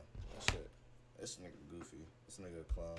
Open the fucking door because you have no fucking reason to have me in handcuffs. It's all on tape. It's all on tape. It's all on tape. It's all on tape. It's. You fucking idiot, bro. Of course it's all. I ain't gonna cow with you. This nigga miserable. This nigga ain't got no reason to fucking move. If you caught, nigga, you caught. Why the fuck you still lying saying it's all on tape? It's all on tape. He's either that drunk that he don't believe that he did that shit, or this nigga is just one of those fucking lying ass. It's all on tape. It's all on tape. It's all on tape. It's all on tape. You're busting my rights, and I'll get out anyways. So it's on my right. Solve me, get me in, put it on tape, and shut the fuck up. Super happy. Oh, I bet. No, you guys. Oh, but my lawyer is gonna figure it out. Take me home, take me to prison, take me to jail. It's all good. I'm not stopping. I'm gonna fuck your whole family up. I'm gonna make sure you never eat again on a beach. I'm gonna make sure that you can't be out there. Because that's what you're doing to me. Okay, let's just switch off this box. I am gonna crush every person that works for you right now. Hey Joel, your license is expired. Are you fucking serious? That's what the fuck you came with? Which license? The license that the state issued. I am gonna make so much money off of this you're doing right now. Sweaty as fuck. Why does it gotta be like this, man? This makes no sense, man. Hey, at least I was courteous enough to put two handcuffs on you. We're walking this way. For what? Like I said in the last reaction, bro. If you get put in 2 cuffs, nigga, you too big. You too fucking big. I'm not lying. This is every time when they always bring up 2 cups, it's always big niggas, and like they always like make a little side joke and shit. I don't even think that was yesterday. Cause we having a little inside joke. For what? Still a joke. For battery. For who? For you. Do you really think you won this one? There's no winners and losers in this. Who got battered? You battered a friggin' bouncer. You know, look, I get it. Yeah. Look at me. I'm looking. Why? Why would you do something like that? It's so stupid. You really believe that shit? You're older than that. You're older than you. I'm older than that? Yes. I'm fucking smarter than that. That makes no sense. That's crap. I ain't gonna cut with you, bro. This nigga, if the video would have never came out and shit and everything, just by the way how he is, I wouldn't believe this nigga. But put somebody else in saying that same shit and everything. Now when motherfuckers say that shit, like, you don't believe it. Oh, I ain't gonna cut with you. Look how red this nigga is. This nigga too drunk. This nigga couldn't remember what the fuck y'all was there for when you told him the first time. This nigga's lying. But imagine if you didn't know the full story and shit. And you just hearing one side of that, bro. This nigga wrong, bro. This nigga frat boy stuff. Bro, why you wanna get drunk and fight? That's what I'm saying. I'm looking at you with on spring break, not in the dead of summer. No, look. Alright, take a seat on the bench. Yeah, it literally makes no sense to me or you. What the fuck are you talking about? Unfortunately, the cameras don't lie. For what? For you hitting a bouncer in the neck. Bring that shit up. Bring that shit up. I mean, it'll be up in court. You've been making threats to me saying you're gonna kill me once you get out. I'm gonna note that in the report for your lawyer to read. What the fuck are you talking about? Yeah, this nigga. What? I just am so confused. These bars can be such a problem for officers because when officers. So Shut your ass up. Look back scared.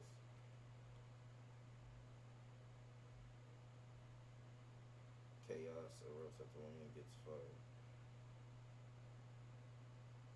Oh shit. Hablemos del salario. If you get fired, just get fired, bro. You know you get fired, just walk out. Competitivo para un número.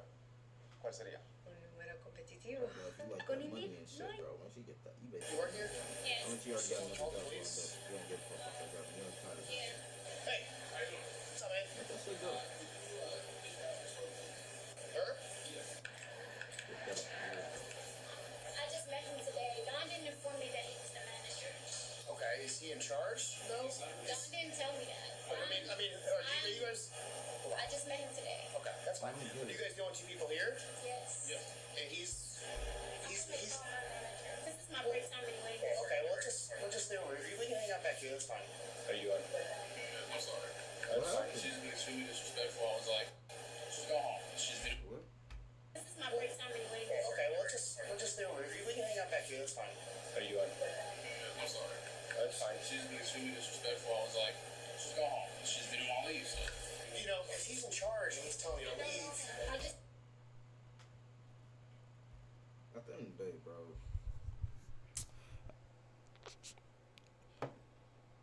Don Loki set her up, but at the end of the day, bro, if he tells you, I'm the general manager or whatever like that, and you giving him like sass and shit, at the end of the day, you tell him you're general manager around and shit, you want to act, accordingly or whatever, unless he cool like that. But even then, like me, man, fuck that shit. And I know this is a get-go, isn't it? Only reason why I know this is a get-go, because nigga used to work at Giant Eagle. And this is the same fucking get-go and Giant Eagle, get-go. All connected and shit. So, like, you know what I'm saying? I know that shit. But fucking, bitch. Tell you to go home. Then they just go home and, like, just fucking get a write-up or something like that. Or just get fired and just leave. He tell you to leave, just like, ask the question, am I fired? No, you just gotta go home today. Alright, cool. Maybe apologize or something like that, you know what I'm saying? Don't have to butter him up, but like, He tell you to leave, bro. Can't get her name. Oh, is this their first day? It's first day with me, at least. I'm not heard from other manager that she can be a pain. Okay. Hi, Don. She's done. She's only worked here 2 weeks. Okay, so he's definitely more in charge. Does he not know? Does he know her? He's like a manager. He came from another store, right? No, he doesn't. You said he's from another store, but I didn't know that. I don't know what's his issue, but he keeps jumping in front of me and jumping to my register. Nigga, it's just a nigga from another store. I thought this nigga was like the head nigga in charge, you know what I'm saying? And like he just decided to come into work on us today with her on her shift. Stay over. I feel her no, but like nigga, you ain't got shit to. At the end of the day, she's stupid too because you a nigga from another store. At the end of the day, alright, cool, I'll go home, but like nigga, you can't get me fired. Most you gonna say is, well, yeah, she was just being disrespectful, this and the third. You was doing your job, right? Perfect thing, cool. I told him I didn't like that. She making their day harder. That has to be like, there's one older gentleman, like, She in the Phillies. He has his ID. He in the Phillies too, though. They both in their Phillies. She just hear like, can I order in my hands? Can I order? He's like, you can't just scan it. It's right here in my hand. You know, like just scan the card. They just start back and forth. My son is gone because I'm not dealing with it. Wait, what? He has his ID. Jumping in front of me and jumping to my register, and I told him I didn't like that. What was she doing? She making their day harder. That has to be like, there's one older gentleman, like around 50, 60. He has his ID because he's buying like cigarettes or something. And instead of just scanning the ID, she just hear like, can I order it in my hands? Can I order it? He's like, you can't just scan it. It's right here in my hand. You know, like just scan the card. They just start back and forth. My son is gone because I'm not dealing with it. Yeah, like that's weird as fuck. At the end of the day, like me, I've never been a cashier register. That's not my type of vibe. I don't want to talk to people. When I'm at work, I just want to do the job. Bro, when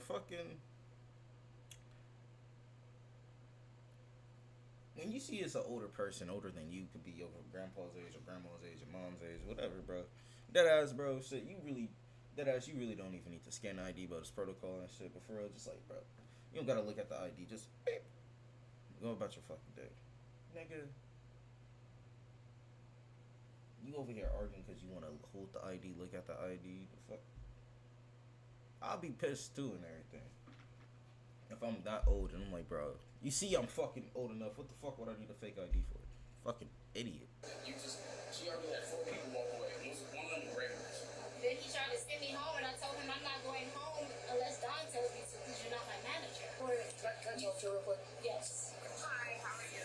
Your other employee here, he called us because I guess whatever issue they're having, he wanted, what's your name? He wanted Shaquilla to leave for the night. She didn't want to leave, so now we're here. Do you See, support Israel? Dawn the even Jewish being people chill, bro. now? Dawn even being chill about it. Yeah, just have her go home for the day. For the day, bro. She ain't saying like, yeah, tell her to leave right now. Just tell her to leave her. Like, come on now.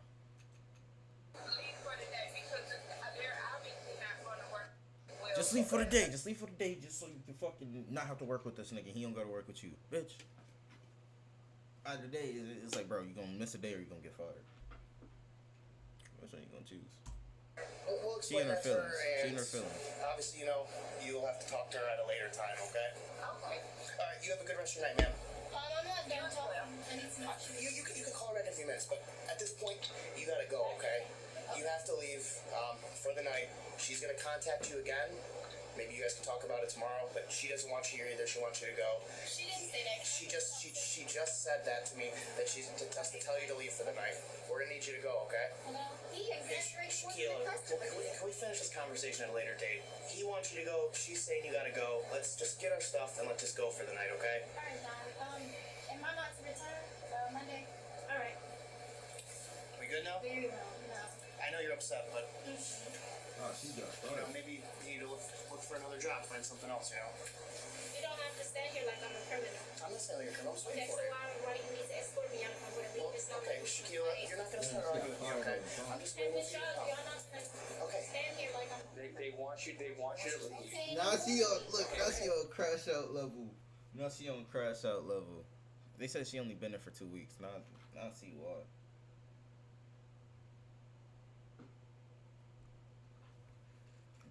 People, niggas, females that act like this don't last long in jobs.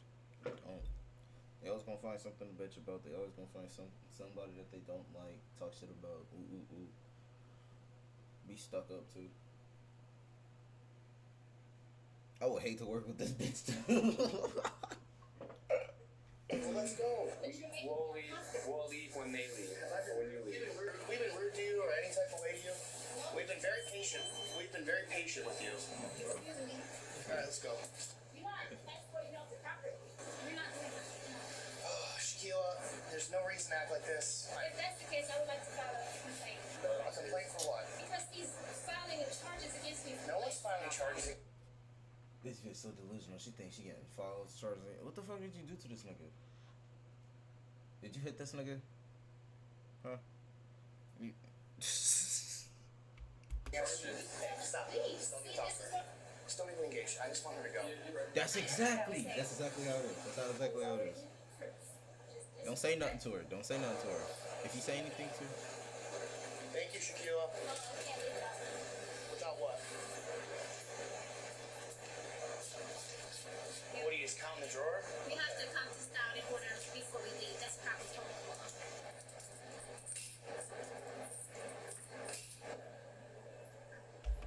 Bro, you. If she either the lady told her she ain't fired, or she's fired and she's just still. I don't know. Look, Cause we have a new little joke. She's almost finished. We can't sit around here waiting forever for you to get this done, okay? You almost done?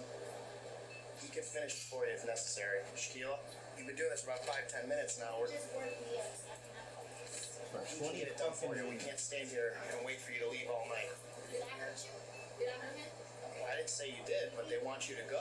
I didn't say that I was still causing you harm. I didn't say you were causing anything. Did I say you were causing harm? But this is still private property. When females are in the wrong, they like to fucking go back and forth and everything. Like, bro, I don't get it. I don't get it, bro. Why? You know you in the fucking wrong. At the end of the day, all he said was just go home for the day. He wasn't even gonna fire you until like you had the police called and shit and everything. Like, bro, when females in the wrong and shit, they like to fucking stuff. They get that fucking tweaking look, bro. The forehead expand and shit. They more serious. Oh shit. Like, bitch, just leave, bro. You fired, bro. Just leave. You have to leave. You have to leave. You just want to be petty. Waste everybody's time. I swear. Okay, I don't so get it. you don't want her to check I do not get it. Alright, thank you. You ready to go? No. Well, what else you gotta do? I mean, we're on the phone with your manager right now. It's not funny. It's not funny. You can't disclose what? But Your work day's it's done. just like, Okay? dude, It's time to go. Okay. he's so fucking petty. Hey, Shaquila, I just got off the phone with your manager. She wants you to leave right now, okay? So she wants you to leave right now. Is it worth going to jail over this right now? Because you're about to go to jail. Hey, I talked to your manager. She said it's up to you. If you want her arrested now for criminal trespass, you want to pursue criminal trespass charges, she will be arrested. We can't be here all day. You clocked out and we're about to walk out the door. You're not even getting paid to do what you're doing right now. You're just playing games. I just talked to your manager. I ain't gonna count with you. I forgot you did clock out. I'm thinking like, bitch, you already fired. It doesn't matter, bro. Just fucking leave. Bitch, you ain't even getting paid for this. Wasting time. Just wasting time. Just being fucking petty because she knows she's in the fucking wrong. And since she did this big ass scene, she gonna really fucking act this shit out and like want to make it seem like she's still in control and shit and everything. Just be a bitch. Still. Like, is it worth? They'll go back and forth with the police, bro. No, they will. They. Manager, she said it's up to you what you want to do. Okay, Crazy. all right. You're under arrest. Turn around, come on. Yes. No, you're done. Arrest this bitch, bro. Like, she playing. What the fuck happened? I was wondering. What the fuck? Alright. There we go.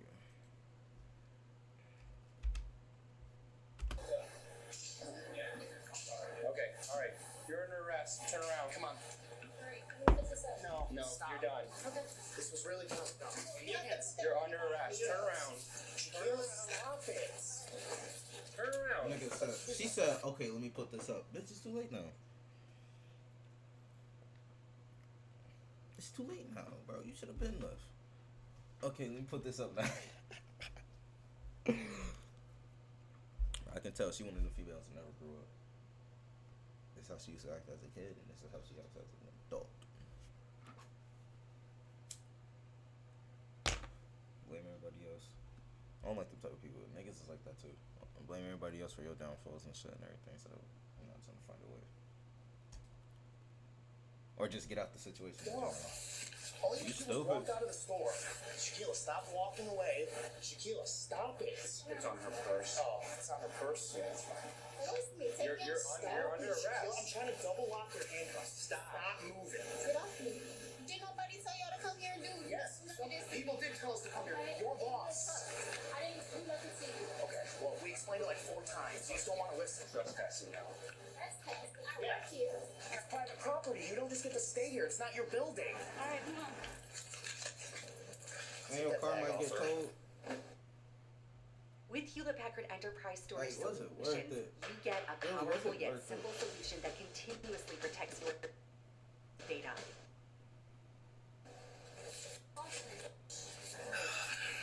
If I take this handcuff off you, you're going to sit still. No, don't take the handcuff off.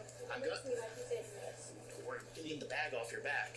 The bag isn't even on my back, it's in my hand. I know, and we're going to get it out of your hands. You're hurting me. It's stuck You're up. hurting me. Stop it. Stop tightening up the cuffs. No one's tightening the cuffs. You're hurting me. I tell you, he probably is tightening the cuffs. I wouldn't put it past her, but also, then again, she's a fucking lying ass motherfucker. But nah, I wouldn't put it past, like, this nigga mad as fuck at the, like, you know, if you at work and shit and everything, like, you mad as fuck, you gotta do this, you might, like, toss the shit, throw the shit, put it down aggressively, type shit. Not to, like, damage it or anything, not to, you know what I'm saying, cause harm. But But just because like, fuck. Nigga probably doing that shit with her haircut shit, like tighten it like at least once or twice. Once or twice, tighten that bitch once or twice and everything. Bitch, you deserve it. She don't deserve it. She don't deserve it. You deserve to like. I got with you if you had a sister.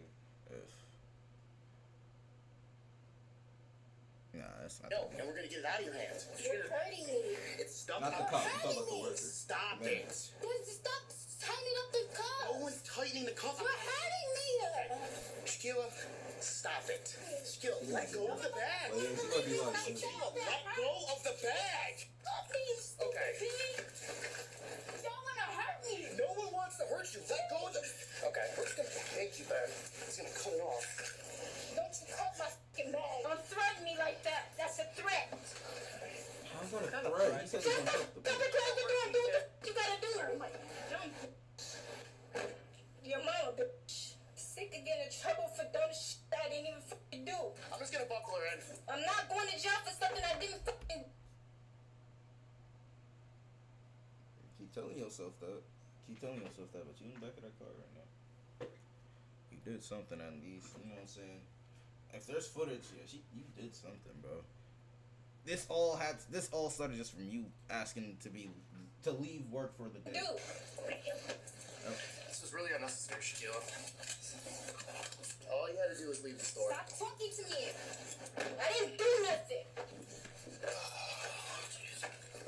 I'm gonna be en route to the jail with that female. Starting mileage 11. I'm not going to jail. I didn't even fucking do anything. I would like to call my dad.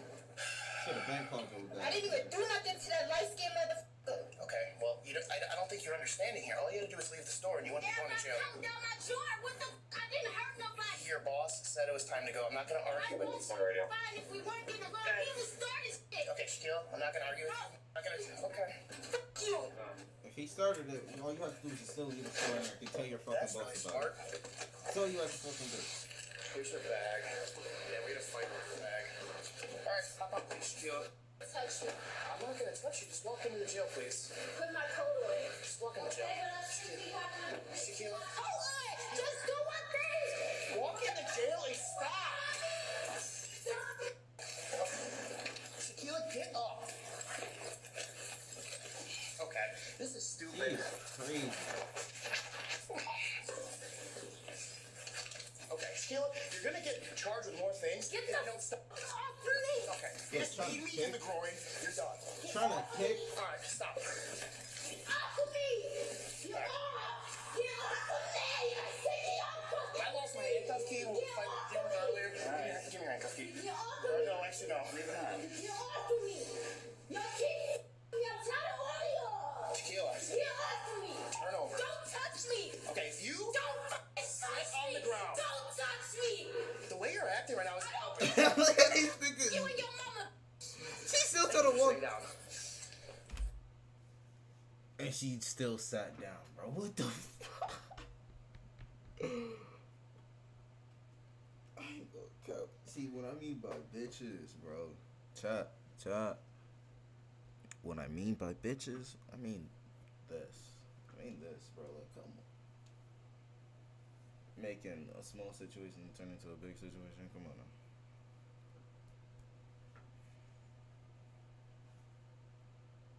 You wrong and you lying and shit. Bro, come on. Just like, don't know how to talk like an adult. You just wanna.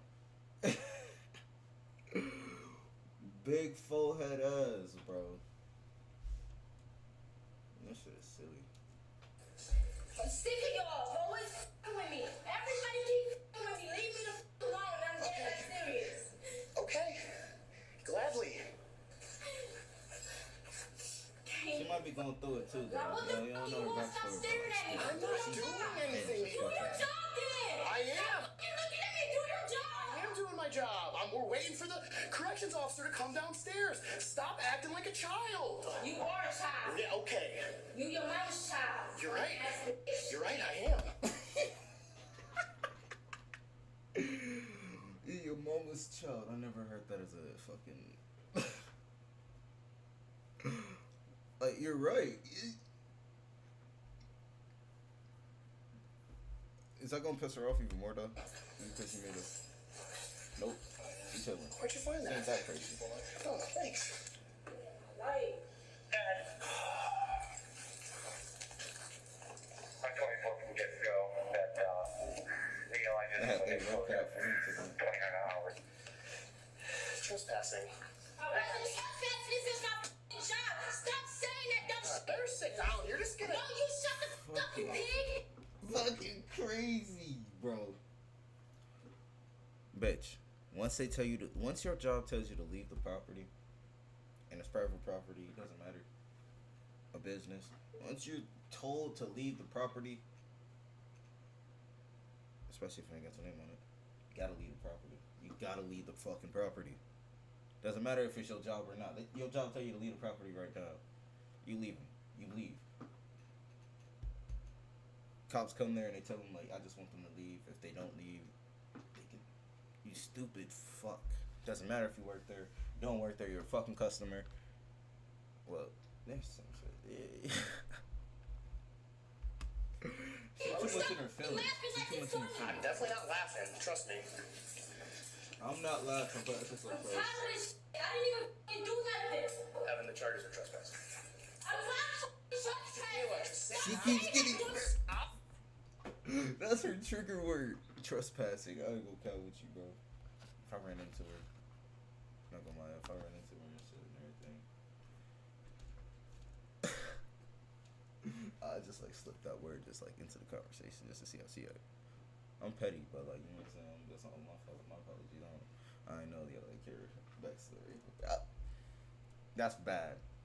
That's bad. But like, bro, look at all the shit that she's doing, bro. Like, nah.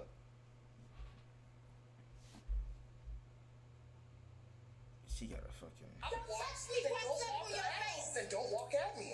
Sit down and be quiet. I don't like you. I thought you was a threat. Oh, I'm not threatening. I'm dead ass serious. I don't like you. Okay. All right, sit.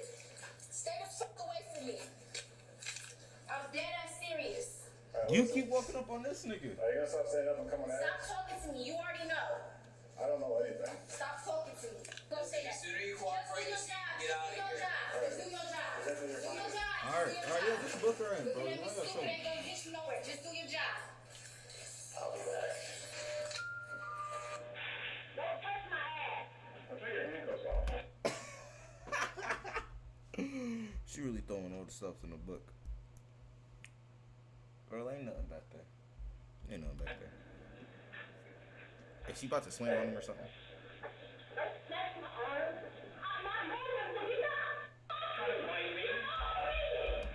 He's still trying to take the handcuff off and you snatch this.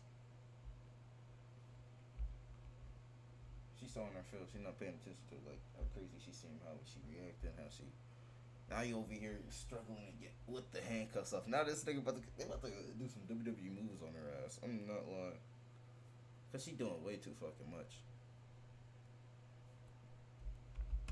I'm gonna stop pausing this shit too. Cause like, bro, they got a better head.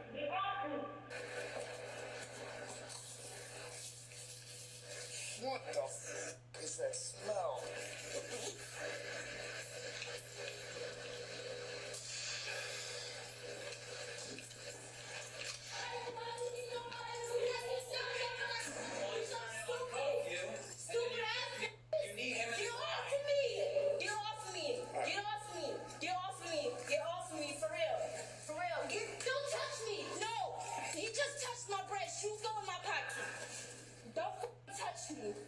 I'm dead serious. Don't. He probably is popping the pill, bro. He probably like this. Just stand there, relax. Take stuff out your pocket.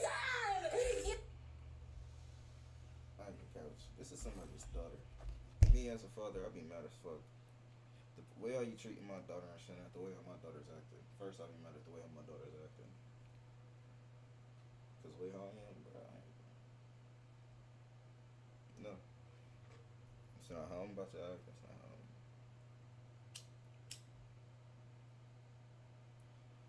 But I also be mad at the police too. But like, she deserves it. She deserves it. But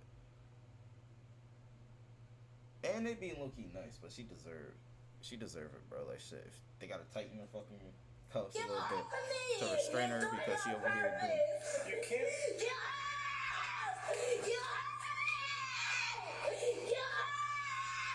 Okay, Shaquilla, you need to relax. He's hurting me. You're hurting me. Do not stomp on my foot. Bro, they tried to uncuff you and everything, bro. I'm about to call my dad. Well, you're not gonna do anything. I'm about to call my dad. I'm gonna talk to my dad. What do you want? Acting like a kid. What you say? Put her in the chair. Okay, come on. Come over here. Sit down. Sit down. I want my dad. All right. Damn, boy. I want my dad. Sit back. Not the Sit back.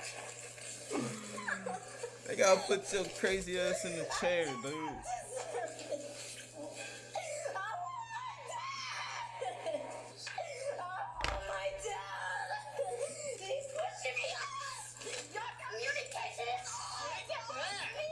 Sit back. You're hurting me. Shaquilla, this is ridiculous. I'm not cooperating because you hurt me. Okay, well, we're trying to. Sit still. Sit back. Sit back and sit still. Listen. No. See, I look, want to call my dad now. I want to call my dad. I want my dad. Get this off of me. This is hurting. Get off the way he got it off. They tried to uncuff you and everything.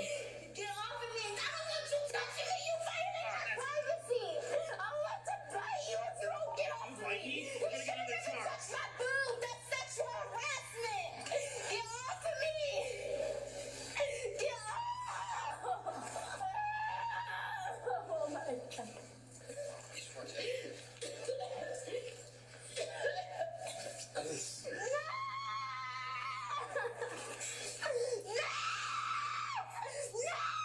Right, you said take the cuffs off. You said take the cuffs off. Take the cuffs off.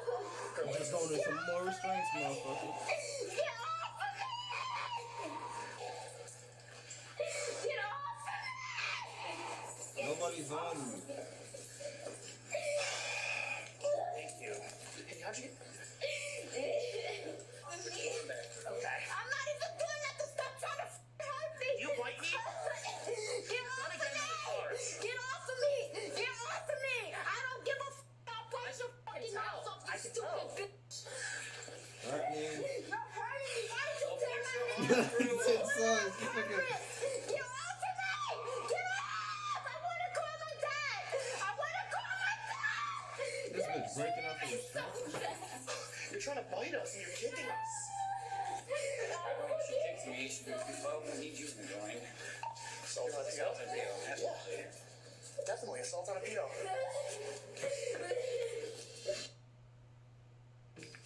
This is Maria. She's a AAA.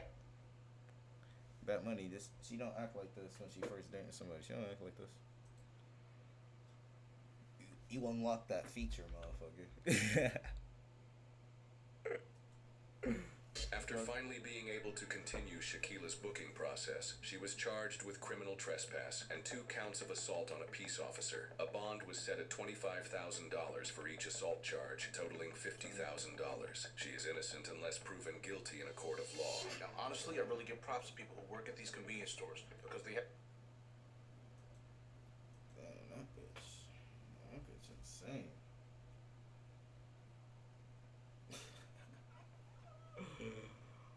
Like, why, bro? All you have to do is just fucking leave. That's all you have to do is just fucking leave, bro. That's all you have to fucking do. Worst decision allegations of NBA players. Karl Malone? Freaky as hell. Hey, yo. LeBron down, what, 3-1 right now? We up 3-1?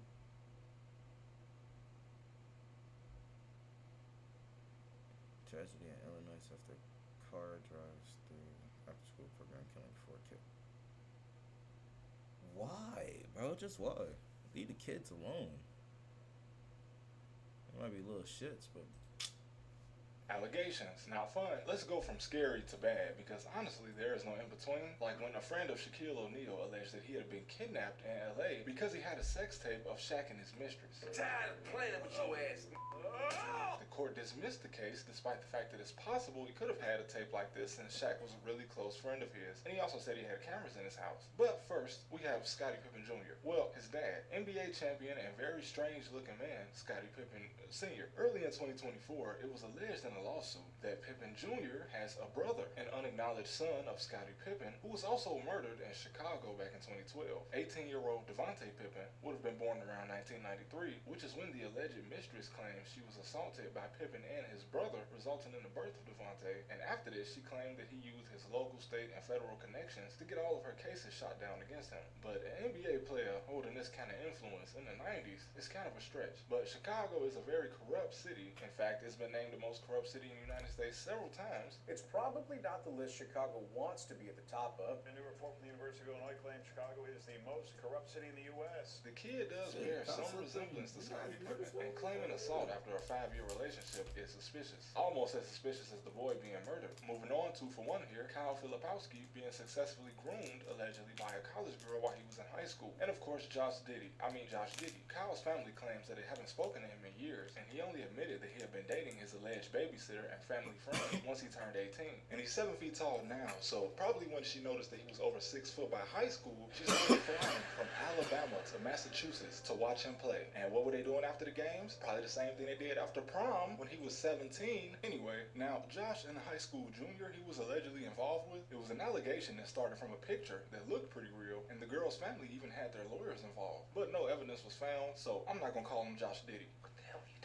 But for the next one, we got to take it all the way back to when I first started this channel. Michael Jordan. By far, the worst thing that he or his family ever did was wait 3 weeks to report his father missing when he had actually been murdered in a parking lot. Now, obviously, Michael and his family didn't know that, and I can see you not hearing from your dad for a couple days and not wondering, but 3 weeks of not seeing or hearing from him after he told you he was going somewhere. And it's not like Michael's parents were estranged, at least not when he was growing up. They were married. And Zion Williamson, of course, stopping at Wendy's before a game and being late, and this was allegedly right before he got suspended, and this is obviously why, but this is not the worst thing he's ever done. We all know that the worst thing he did was let any of his nighttime activities come to the daylight, or for him to even associate with somebody that would expose him with as much money as he has. I understand he signed a $185 million contract before he was 21, but he appears to have gotten over it, so that's fine. Torrey Craig, just a good Christian boy. You see how he asks his OnlyFans girlfriend what she's doing on the weekend, and she says church activities. A lot of them. He's actually dating Megan Thee Stallion, and I know this because my dad recently discovered who she was and was disappointed to find out that she had a boyfriend. But with this, I honestly don't know which decision was worse. Sending $100,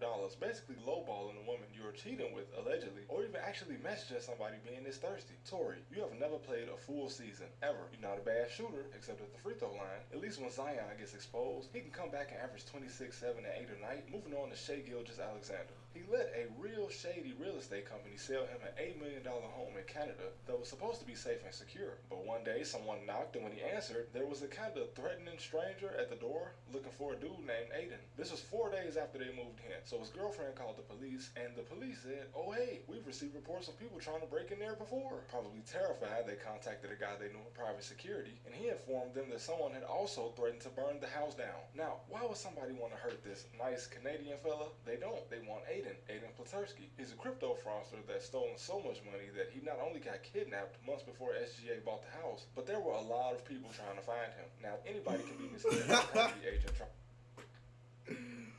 Bro, they beat the shit up.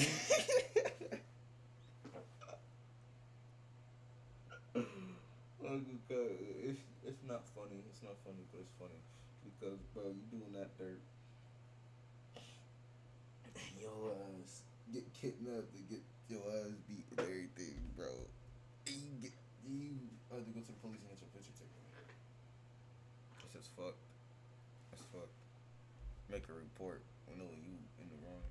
Trying to make a huge commission check. He said he even knew what was going on with Aiden when he sold SGA the house. This guy got kidnapped, and held for ransom. Maybe don't describe his last known residence as safe and secure. This actually led to SGA winning a lawsuit against the company, so I guess he won in the end. Obviously, Kawhi Leonard probably feels like joining the NBA was the worst decision he ever made. Sometimes, he just seems like a guy that would have been happy to just own a mechanic shop in Compton, completely content, and he probably doesn't like the fact that he has to talk to people every day and play basketball. Just kidding. I tried to source this picture, and I just cannot find out what year it's from. I would say it's probably from 2017 after Tim Duncan left. The Toronto thing was great for the city, great for basketball, but in the long run, pairing him with a superstar and making him the boss is how you fail. He never would have had the chance to win his first Finals MVP without Tim Duncan, Tony Parker, and Manu Ginobili. He was drafted into the second half of a dynasty, and it's unfortunate that the Spurs were so old by 2015. He had DeJounte Murray and Kyle Anderson right before he left. If he had just stayed, who knows? And he wouldn't have 3 rings if he never left San Antonio. But it would have fit the culture of the team. Ginobili was there for 16 years. Tony Parker, 17 years. Tim Duncan, 19 years. And I won't say if I thought Kawhi only had 2 rings with the Raptors and when he beat Curry and shit. Or fucking and the Spurs. 2014, what, 2019. Am I missing a ring? Warriors were healthy, Toronto would have never won anyway, because that's not what happened. The Warriors were broken, and they're a completely new team now. So if Joel Embiid and the 76ers actually managed to stop Leonard from taking 39 shots in one game, he wouldn't have taken this one. And the Sixers could have been NBA champions. I'm sorry, I can't help but laugh when I say something crazy. Moving on, Kevin Durant. It was dropping weed out of his long-ass pocket on camera. No, I'm just playing. The only thing that he has done since leaving Oklahoma City is give Stephen Clay 2 rings and ensure that he will be the NBA player most people forget even has 2 rings. He has 2 of them. I have to constantly remind myself that this man is a 2-time NBA champion and Finals MVP. But that's probably because 2017 and 2018 weren't even real. Or at least that's how it seems when I try to remember those 2 years. Who did they even play in the conference finals? It doesn't matter because these seasons didn't matter. I'm pretty sure that it was so irrelevant that the Warriors almost swept the entire postseason one year while missing Steph for several games. Anyway, Durant went to Brooklyn because he thought it was a good market. Being in a big city like this could do nothing but help. Wrong. New York City is a good market, not just Brooklyn. If DJ Khaled bought the Pacers and turned them into the Miami Beach Manatees, would that be a better market than the city of Miami? And the Suns, the Clippers have better odds in the playoffs. The Pelicans with Zion Williamson have better odds in the playoffs, especially in the first round. And now what, Kevin? You're in the hottest area code in the United States, literally, paying high-ass water bills, and y'all have still not even lived up to Charles Barkley's sons. I'm not gonna be the 1 millionth guy to complain about Kevin Durant constantly getting a trade, because everybody does it now for the most part. But it's like watching a Hall of Fame player at the end of his career on a terrible team. Except for this is not the end of Kevin Durant's career. His team shouldn't be horrible, and yet no one has talked about them winning a championship since this team first got Kevin Durant and Bradley Beal, which I called out as soon as it happened as possibly the worst series of trades ever in terms of uselessness, pure uselessness. Now, there's obviously still a lot of stuff that I couldn't put in this video because it would probably be an hour long if I were to actually talk about every NBA allegation. But yeah. KD got a lot of shit to prove. Since he left the Warriors, he been on Brooklyn with Kyrie and Harden, the Suns, and this nigga talking about, rumors this nigga might be getting traded this season since they up the playoffs now, or next season.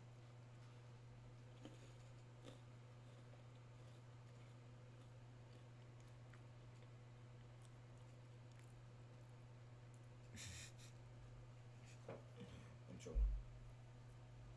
I can see who that was.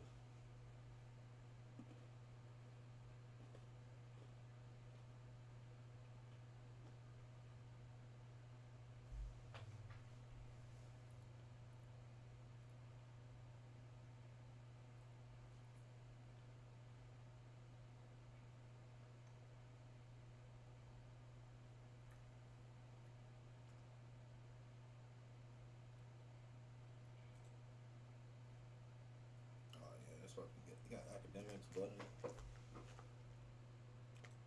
From crazy out-of-pocket and personal questions to people leaving and interviewers just straight up hating, there have been plenty of interviews that have gone wrong in rap. So today we're going to be looking into some of these terrible interviews, starting off with Logic on The Breakfast Club. Real quick, I want to say, I know I'm pretty late, but thank you guys for 400K. I haven't haven't said it in a video yet because I've been sick, but I really do appreciate you guys.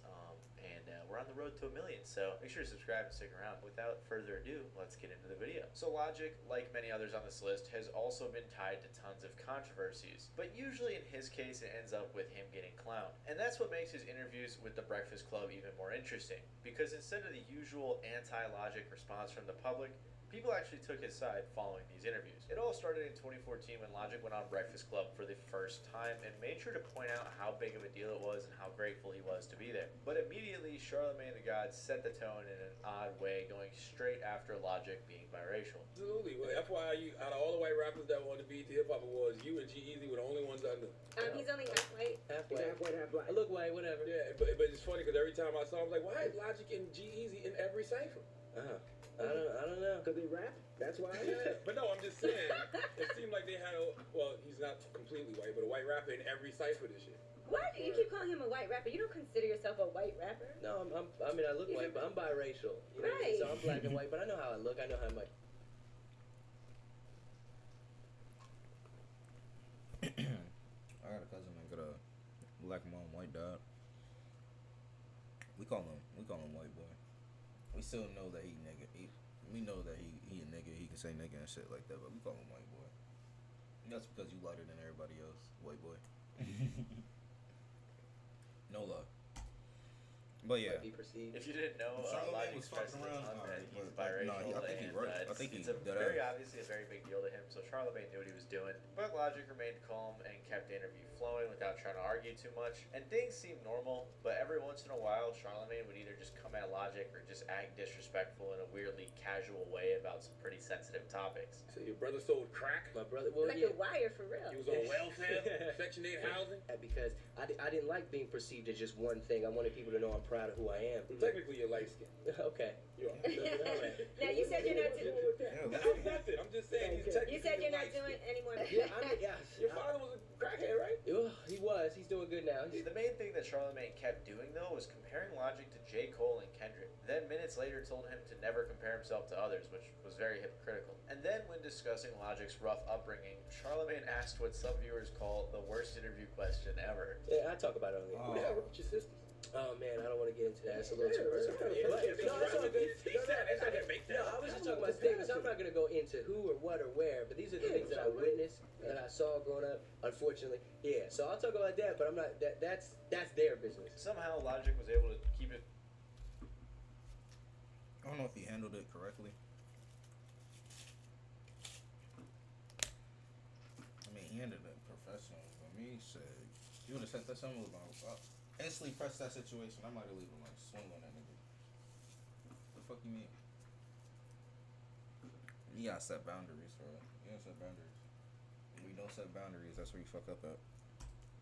He was cool through this whole interview and didn't really have any issues during the actual interview, but pretty much every single comment on the video was talking about how much of a hater Charlamagne was and how disrespectful he was acting. They also pointed out how well Logic was handling the awkwardness throughout the entire interview. But what's even more surprising is that Logic again appeared on The Breakfast Club just a year later, even after the question about his sister and all the other disrespect. And in this interview, things seemed to pick up right where they left off, with Charlamagne again comparing Logic and his music to Kendrick, and others basically saying he was just biting.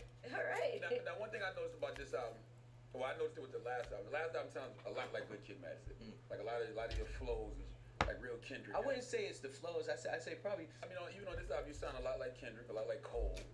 Even Drake at times. At times, I guess you could say that. Again, Logic remained cool and respectful the whole time, and he was actually being nice to Charlamagne. And ironically, after Logic was saying some nice things to Charlamagne, he asked another kind of crazy question.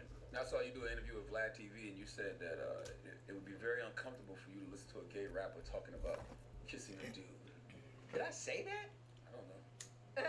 I thought you said you saw it, Charlamagne. I said that. Yeah, you said you saw.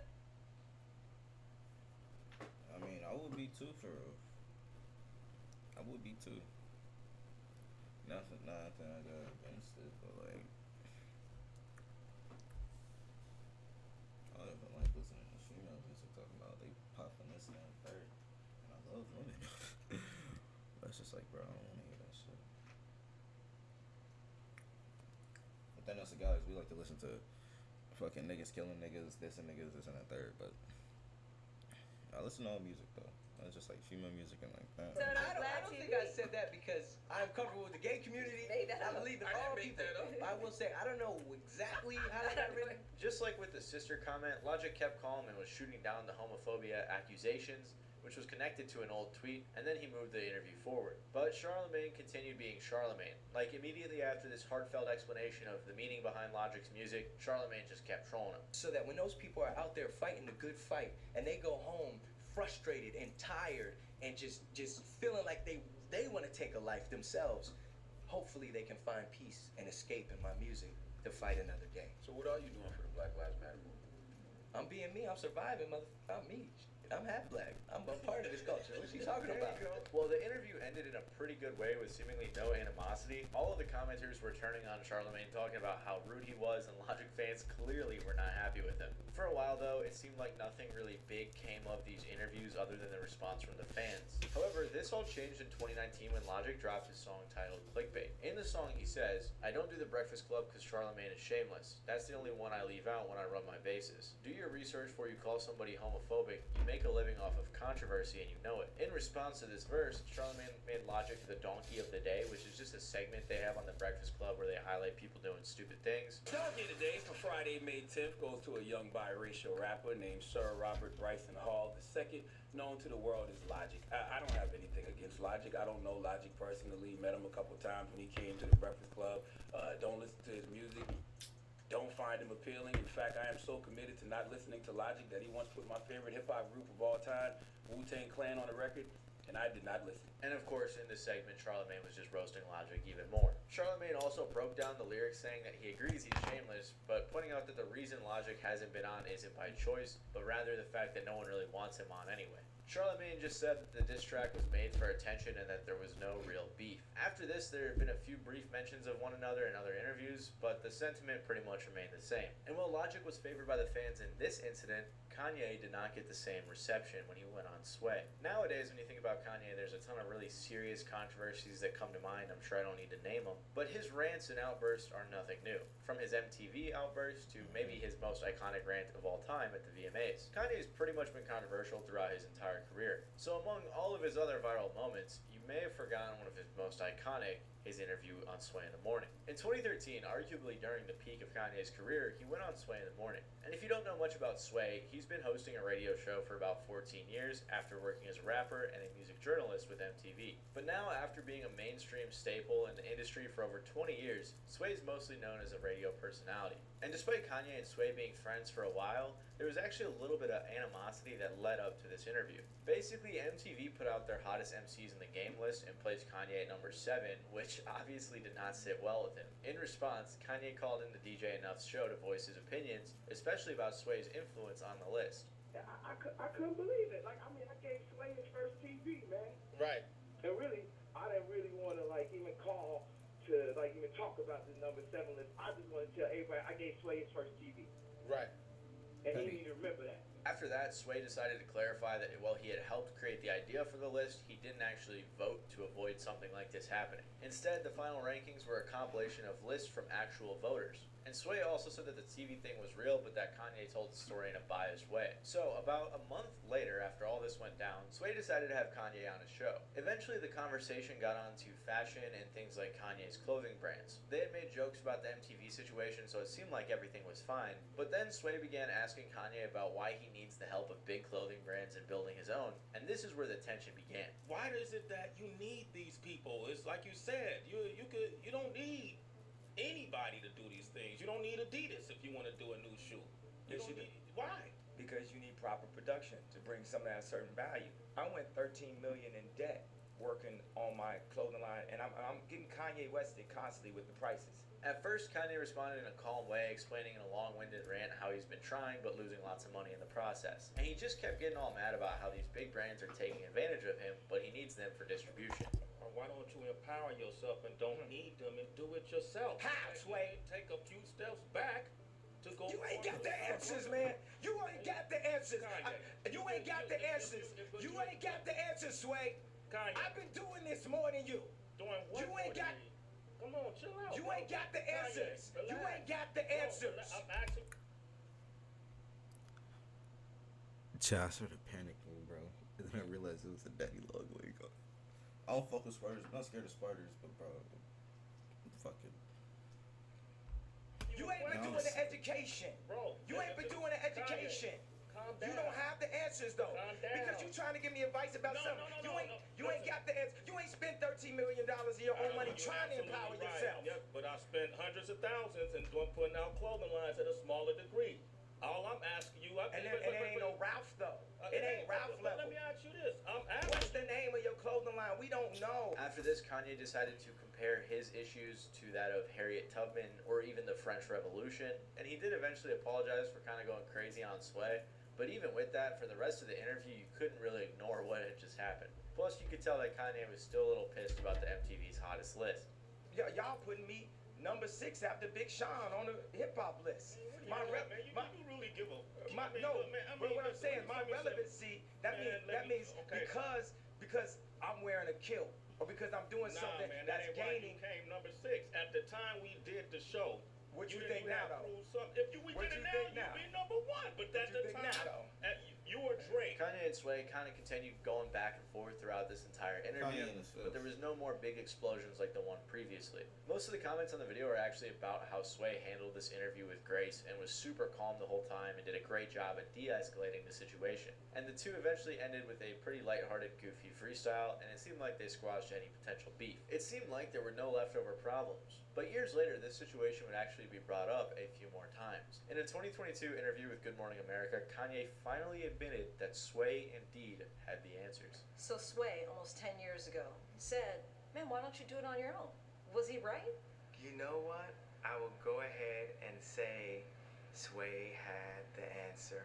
I know people are gonna be like, no! And while Kanye was able to admit that he was actually in the wrong, the situation with Migos, Academics, and Joe Budden was not so cut and dry. In late 2016, the Migos dropped their biggest song to date, Bad and Bougie, which launched them into a much more mainstream audience. And with this new level of success, naturally came a lot of people wanting to interview the group. So, at the 2017 BET Awards, the Migos sat down for an interview hosted by Complex with Academics, Navendra Alexis, and Joe Budden. By the time the Migos were up, Ak, Joe, and Navendra had already been hosting the show and interviewing other artists for about an hour. But when the Migos arrived, the vibe completely changed. Joe Budden, who previously was very talkative with other artists, went mute and shifted his posture in a pretty defensive way. Besides the obvious animosity with Joe, the interview started mostly normal with Ak driving the conversation about the group's newfound level of success. However, after about a minute, Ak shifted the conversation and asked Takeoff in a pretty lighthearted way why he was left off Bad and Bougie. And this is when things started to get awkward. I feel like there's like a running joke with you being left off Bad and Bougie. I ain't left off Bad and Bougie. You think I'm left off Bad and Bougie?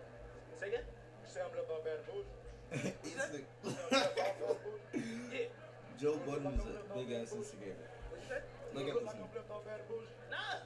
Obviously, this question could be taken as a jab since Bad and Bougie was the group's biggest song, but to be fair, Ak asked a question that all of us were wondering because Takeoff is a really good rapper, and for him to not be on such a good song had all the fans wondering why. However, Academics noticed that his question potentially upset the Migos, so he pivoted and started praising them again. But then Joe became even more visually frustrated and insisted that the interview be wrapped up. One thing I like about the group, because ever since when you were in jail, even though you might see one or the other, y'all move as a collective. All right, we gotta wrap this up though. My bad. I'm trying to jump. So wrap it up then. Close it. At this point, the tension between Joe and the Migos became impossible to ignore, so Axe tried to smooth things over by continuing to compliment them, but Joe wasn't having it. Man, I wish I could talk to the Migos longer, man. It's one of my favorite groups. I've been covering for so long. I'm glad they succeeded, man. Hey, man, you guys are nominated tonight. Have a good show.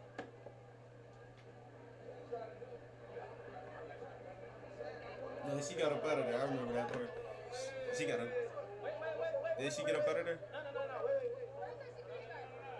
Where's our security?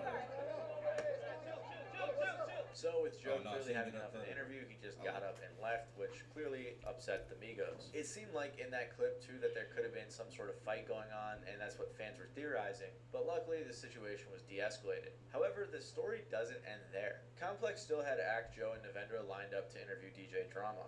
So when things fully calmed down and the interview was set up, they continued on and acknowledged what happened. All right, guys, you got DJ Drama with us right now. Drama, we just had a very, how do I call this? Intense moment. It wasn't no drama here. It was an awkward interview.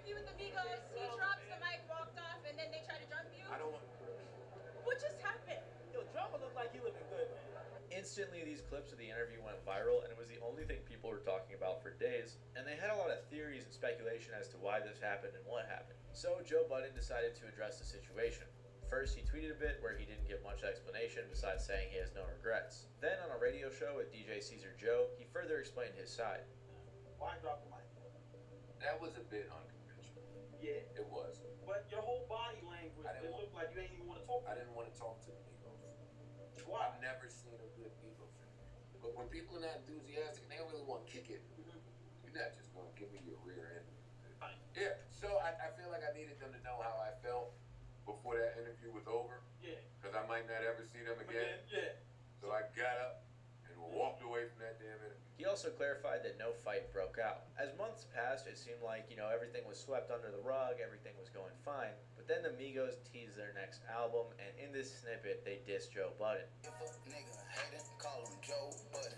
Again, Joe came back with some tweets, and again, he also decided to hop online to further explain. He said on his show, Everyday Struggle, that he thinks maybe because of how he treated Yachty is why the Migos were closed off. After this, though, the beef seemingly fizzled away. But fans still had wondered if there was like a deeper meaning behind the whole situation. And their suspicions were confirmed years later when Academics appeared on Adin Ross's stream and was asked by a fan if he had any beef with Joe Budden. Academics said no, he has no beef, but then Adin asked him about the situation with the Migos. So Academics decided to explain the entire situation and what actually happened behind the scenes. First, he explained that Joe seems to have some discontentment towards the Migos due to his hate for mumble rappers. But then things get a little deeper when he points out that Lil Yachty, who Joe had extensive beef with, was signed to the same label as the Migos. Now, you see this guy right here? Yeah.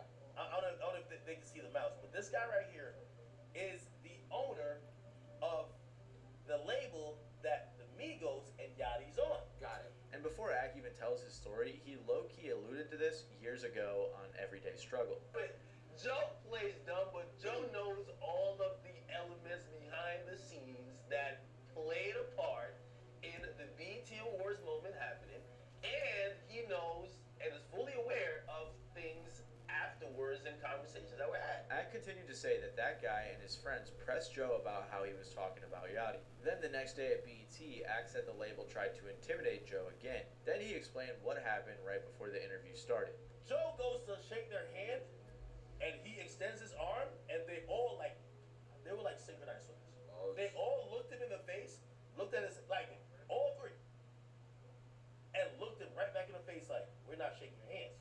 So it made way more sense why that interview went the way it did. Shortly after Ak did this explanation with Adin, the Migos actually explained their side of the events on Drink Champs. Basically, they just said that on their end, Joe looked negative from the get-go, and they didn't appreciate Ak's question. But like Quavo and Takeoff said, there doesn't appear to be any more beef or issues between the two and Joe. So while the Migos and Joe Budden never really got any backlash for this interview, DJ Khaled actually got a crazy amount for his interview side, on their Hot side, and Ones. the truth. These days, it seems like most people have turned their backs on DJ Khaled, which may be for many good reasons. For example, in 2015, DJ Khaled went on Hot Ones hosted by Sean Evans. Basically, if you don't know what Hot Ones is, it's an interview where there's a bunch of wings and they progressively get hotter throughout the whole interview. At this point in his career, most fans didn't have too many issues with Khaled, and if they did, that hate only grew, especially after this interview. DJ Khaled was the season 1 finale guest, and had Sean along with fans of the show full of anticipation. The episode started normally with Sean praising Khaled and thanking him for coming on, and Khaled even flew in his personal chef to provide the wings for the interview. So you would think, at some level, he was at least excited or prepared. Before the interview started, Sean stated that the rules were that if you finish all the wings, then you can plug whatever project you have going on at the end, which at the time for Khaled was a new album. Then they began the interview and started with the first wing. Of course, DJ Khaled starts off acting all cocky like he normally does, but then the first wing hit him, and Khaled... Hold on, I'll be right back. Fat ass thought he could hang.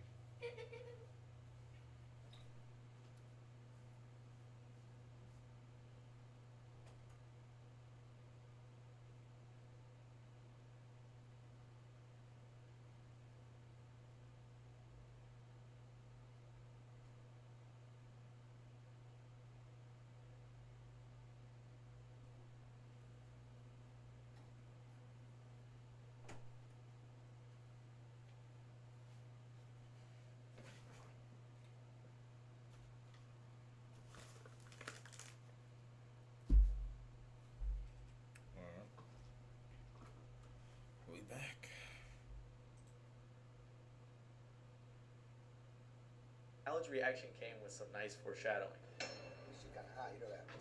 This is the first one. This is the weakest wing, bro. No, I'm just keeping it real though. Alright, well, I'm just telling you, you got some trouble on the horizon. I'm with you, my brother. That's part of the game. It's called life, trials and tribulation. They never said it's easy to win. No. We're gonna go through some bumps. There's gonna be some peaks and valleys. This is gonna be an emotional roller coaster, Khaled. I'm with you, my brother. Alright, you ready for number 2? They continued on with the interview talking about Khaled's restaurant and other business ventures. This is when Khaled really started doubling down on the cocky tone, which seemed to keep growing throughout the whole interview. But then they hit the second wing, and it also started to appear more obvious that Khaled was feeling the pressure. But DJ Khaled pushed on with his usual... Something that I'm thinking about, this nigga was really beefing with wings, hot one wings, bro. Come on now, nigga.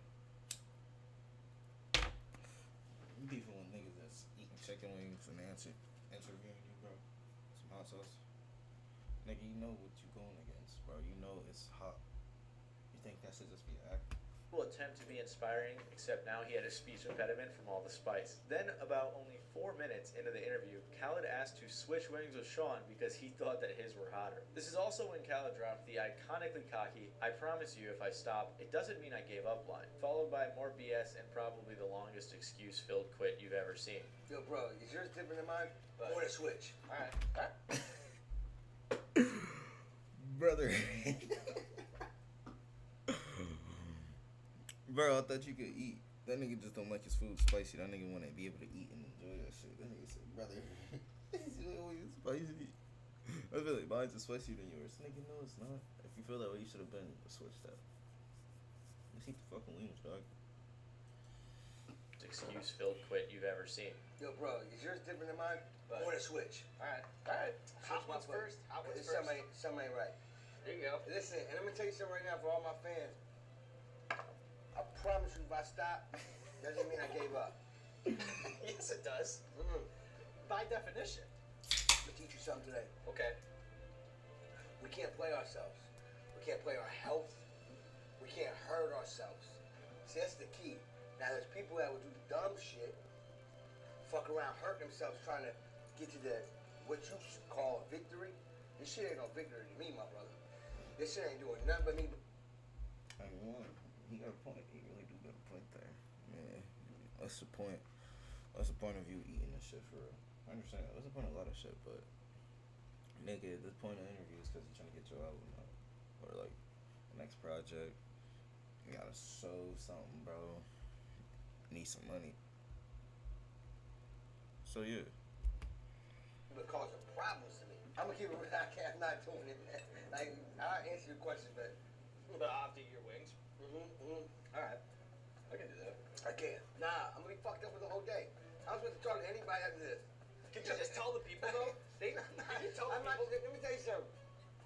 It's very important we teach the youth. Because this right here is dangerous. Tell people think that this is like No, this ain't no these show. things aren't Listen. that hot. Listen. Tell them. First of all, I don't even know nothing about the show. No disrespect to the show. Okay.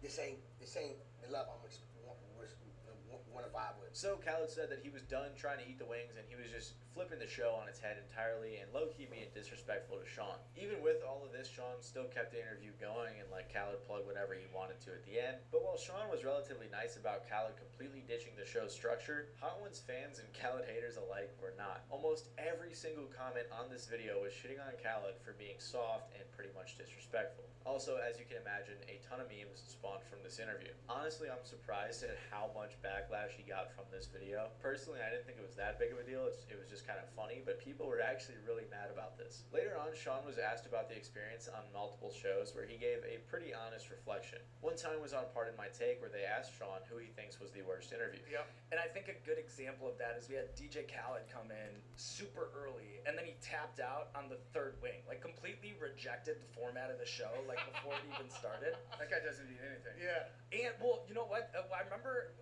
a memory that I have of that is like walking into the studio, and before we laid down the wings or anything, he was already eating pizza. And I remember being like, dude, we're about to eat these wings. He's like, I'll be fine. I'll be fine. It's surprising, but this wasn't really a big deal at all, especially to Sean. However, fans hated DJ Khaled for this so much. I made a video actually about why so many people hate DJ Khaled, and one of the top comments is, for me, him bailing from Hot Ones was another huge show of his inability to take heat or have So yeah, this interview ended up biting Khaled in the butt for sure. And while Sean Evans is typically viewed as a very good interviewer, these next two interviews went wrong entirely because of the poor interview skills of none other than Ebro. If you don't know much about Ebro, he's been a radio personality covering hip-hop and rap music for about 2 decades now. And in his time covering the industry, like many others in this video, Ebro has had plenty of controversies over the years, mostly due to his stronger opinions. And by the end of this section, you'll probably understand why I don't really like him at all. One of his first major controversies was with Lil Uzi Vert back in 2016.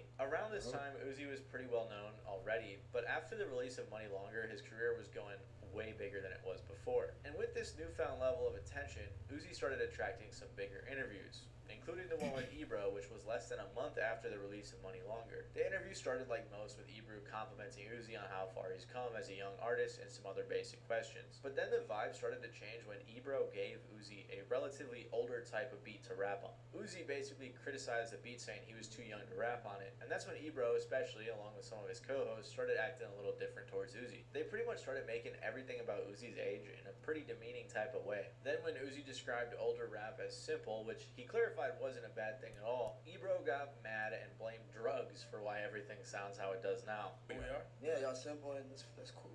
Y'all fine with it? I'm fine with it. That's cool. We didn't do the pills y'all do. That shit. We just smoked weed. Yeah. And then maybe our parents maybe our uncle did some crack and there was some heroin in there. Like it was straightforward stuff. You know what I'm saying? It was cocaine, crack, heroin. It was weed. Done.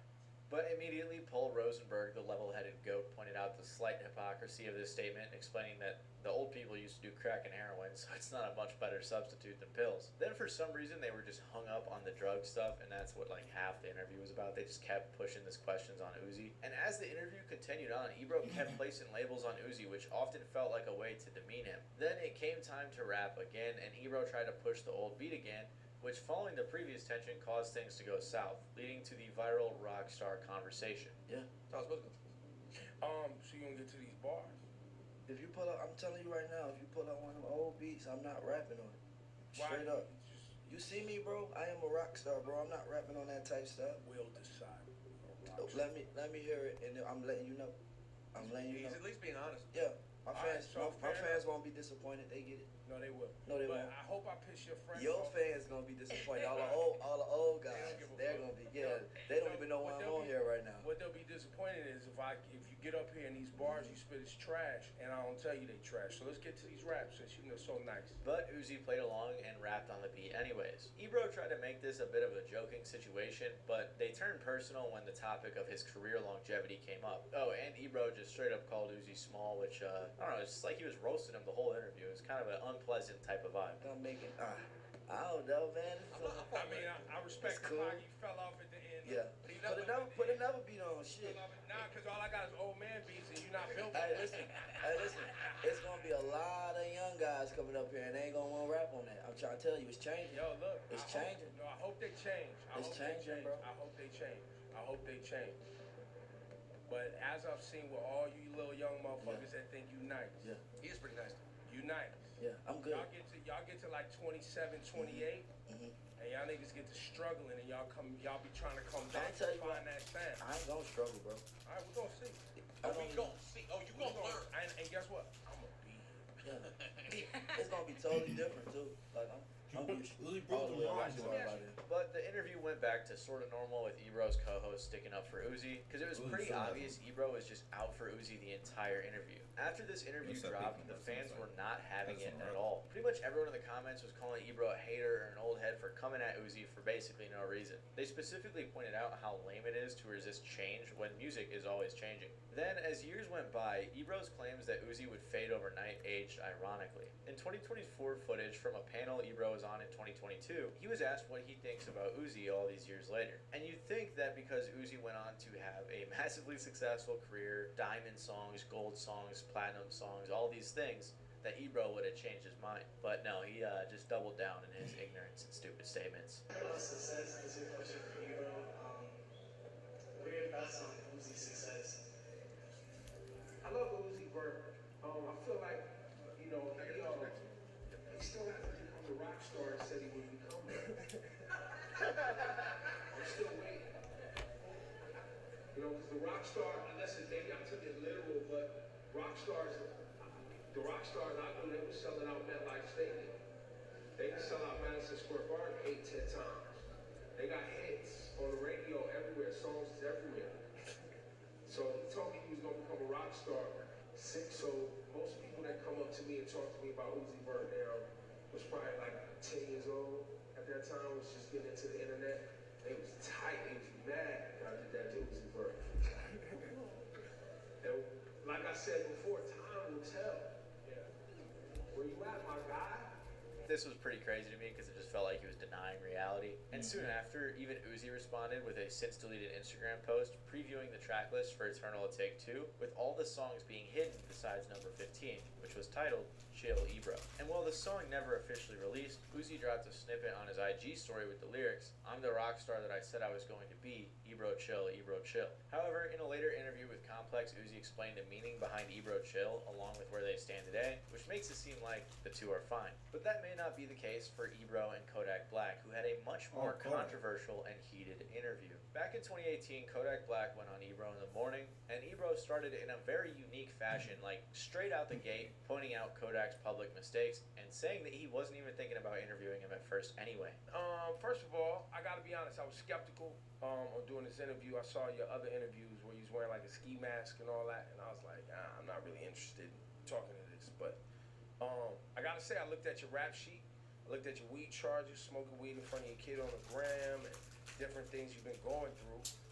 And I know it's sensitive, but how you feel about everything that's going on? I got big wings, so I'm talking about the devil be on my heels, but I got big wings. This is a really weird way to start an interview. But regardless, Kodak kept calm and the interview continued on. For most of the interview, things were fine, and most of the awkward energy had faded. But that changed real fast after Ebro brought up Kodak's SA case. Look, man, at this point, it's a pleasure to meet you, man. You know, looking at all your cases and everything you've been through, and I know the recent one right now is very sensitive. And with respect to, you know, everybody involved in that case, you know, we can't get into details today. But, you know, we take sexual assault here serious. And we can't, you know, get into details, but we hope, you know, to have you back so we can have a deeper conversation about that because, you know, it's a serious topic. And we're hearing these stories a lot.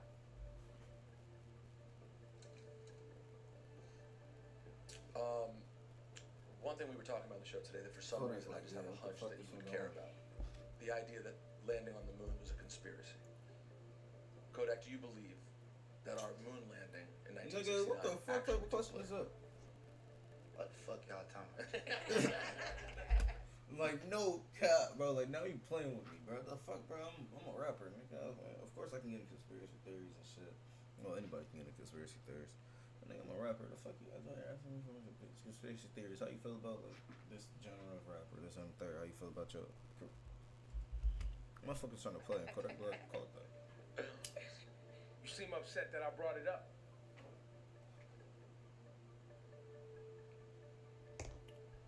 I feel like sometimes when niggas like be going through shit, like y'all be entertained by bullshit. You know what I'm talking about? So it's like change the subject. I'm finna walk out. We change which subject? Just whatever. Like, well, no, they tried to change the subject. They was talking about the moon land. That's bullshit too. So talk about something else. Well, I would say I think we don't have to talk about nothing else. We could be done right here. All right, come on. We saw Paul try to change the subject, you know, keep things lighthearted, but Kodak was already pissed. And I don't know what Ebro's problem is, but he's always like mean mugging his guests, getting angry all the time. He's just the worst. I don't like his interviews, I'm sorry. The comments were tearing Ebro apart for this, saying that what he did was totally unprofessional and that it seems like he had something against Kodak from the start. Since Kodak was being accused of some pretty serious stuff at the time, most people weren't really sticking up for Kodak in particular, but they did point out how Kodak handled the situation maturely and that he just got ambushed. Plus, think about it, if you have an ongoing SA case, you're not going to want to talk about it in some interview. Since Ebro received tons of flack for the viral interview, he actually put out a tweet defending himself, and the next day he addressed everything on the show. And while his co-host agreed that the SA case should have been brought up, they also pointed out that Ebro handled the situation the wrong way and should have went about it differently. I still don't think you handled it right, but I do think you did the right thing. I just think the delivery of it was such that there could have been a balance in which it didn't go the way it went. Like I still think you were defensive, and I think you puffed your chest up at him, and I think that's when. And when I brought up the sexual assault. Yeah. When I was saying like. When I sat there and I was like, hopefully you could come back, you think I puffed my chest up at that point? I think that part was nice. I thought that part was good. But then when you go back to the, he just cursed at y'all for trying to make a joke, bro. I understand. Like, I don't agree. I'm not gonna let that fly. I'm not letting that fly. They actually got Ebro to admit that he was kind of in the wrong for being negative the whole time. And other artists even reacted to this interview too, like Trick Daddy, who said, Ebro, you're supposed to get these guys and put them under your wing and teach them right from wrong. But your bitch ass, you're trying to be a fake ass Charlemagne. There's only one Charlemagne to God. And then a few days later, Kodak was on The Breakfast Club, where he gave his perspective on how everything went down. Which, as you can probably guess, he wasn't too happy to talk about it. Now, we saw you having a rough time yesterday in the interview. What about that line of questioning pissed you off? See, listen, I knew y'all was gonna try to bring that shit up. I would curry that shit, say fuck that. I don't want to talk about that fuck nigga. But at the same time, but listen, at the same time, this an interview, so but it's like the shit was going so, like it was going so good. I feel like people don't want to see this happy Kodak, like happy go lucky Kodak, vibing, cooling and shit. And like the interview was like the end so good. It was just like, nah, I want to see Yak. You know what I'm talking about? I want him to spit in my face or tear this whole radio station up. Kodak went on to explain that he left the interview to avoid crashing out on Ebro's bitch ass. But since there's not been much news since then, it can only be assumed that Kodak and Ebro probably aren't the biggest fans of each other. Let me know what you think the craziest interview in this video was, or if I missed some other crazy interviews. I know there's the one where like the guy shot himself. That was crazy. I just didn't think there was much of it. What's up? That's the reactions for this stream. Nigga probably gonna be streaming later on. Nigga probably go to do some shit, make some food.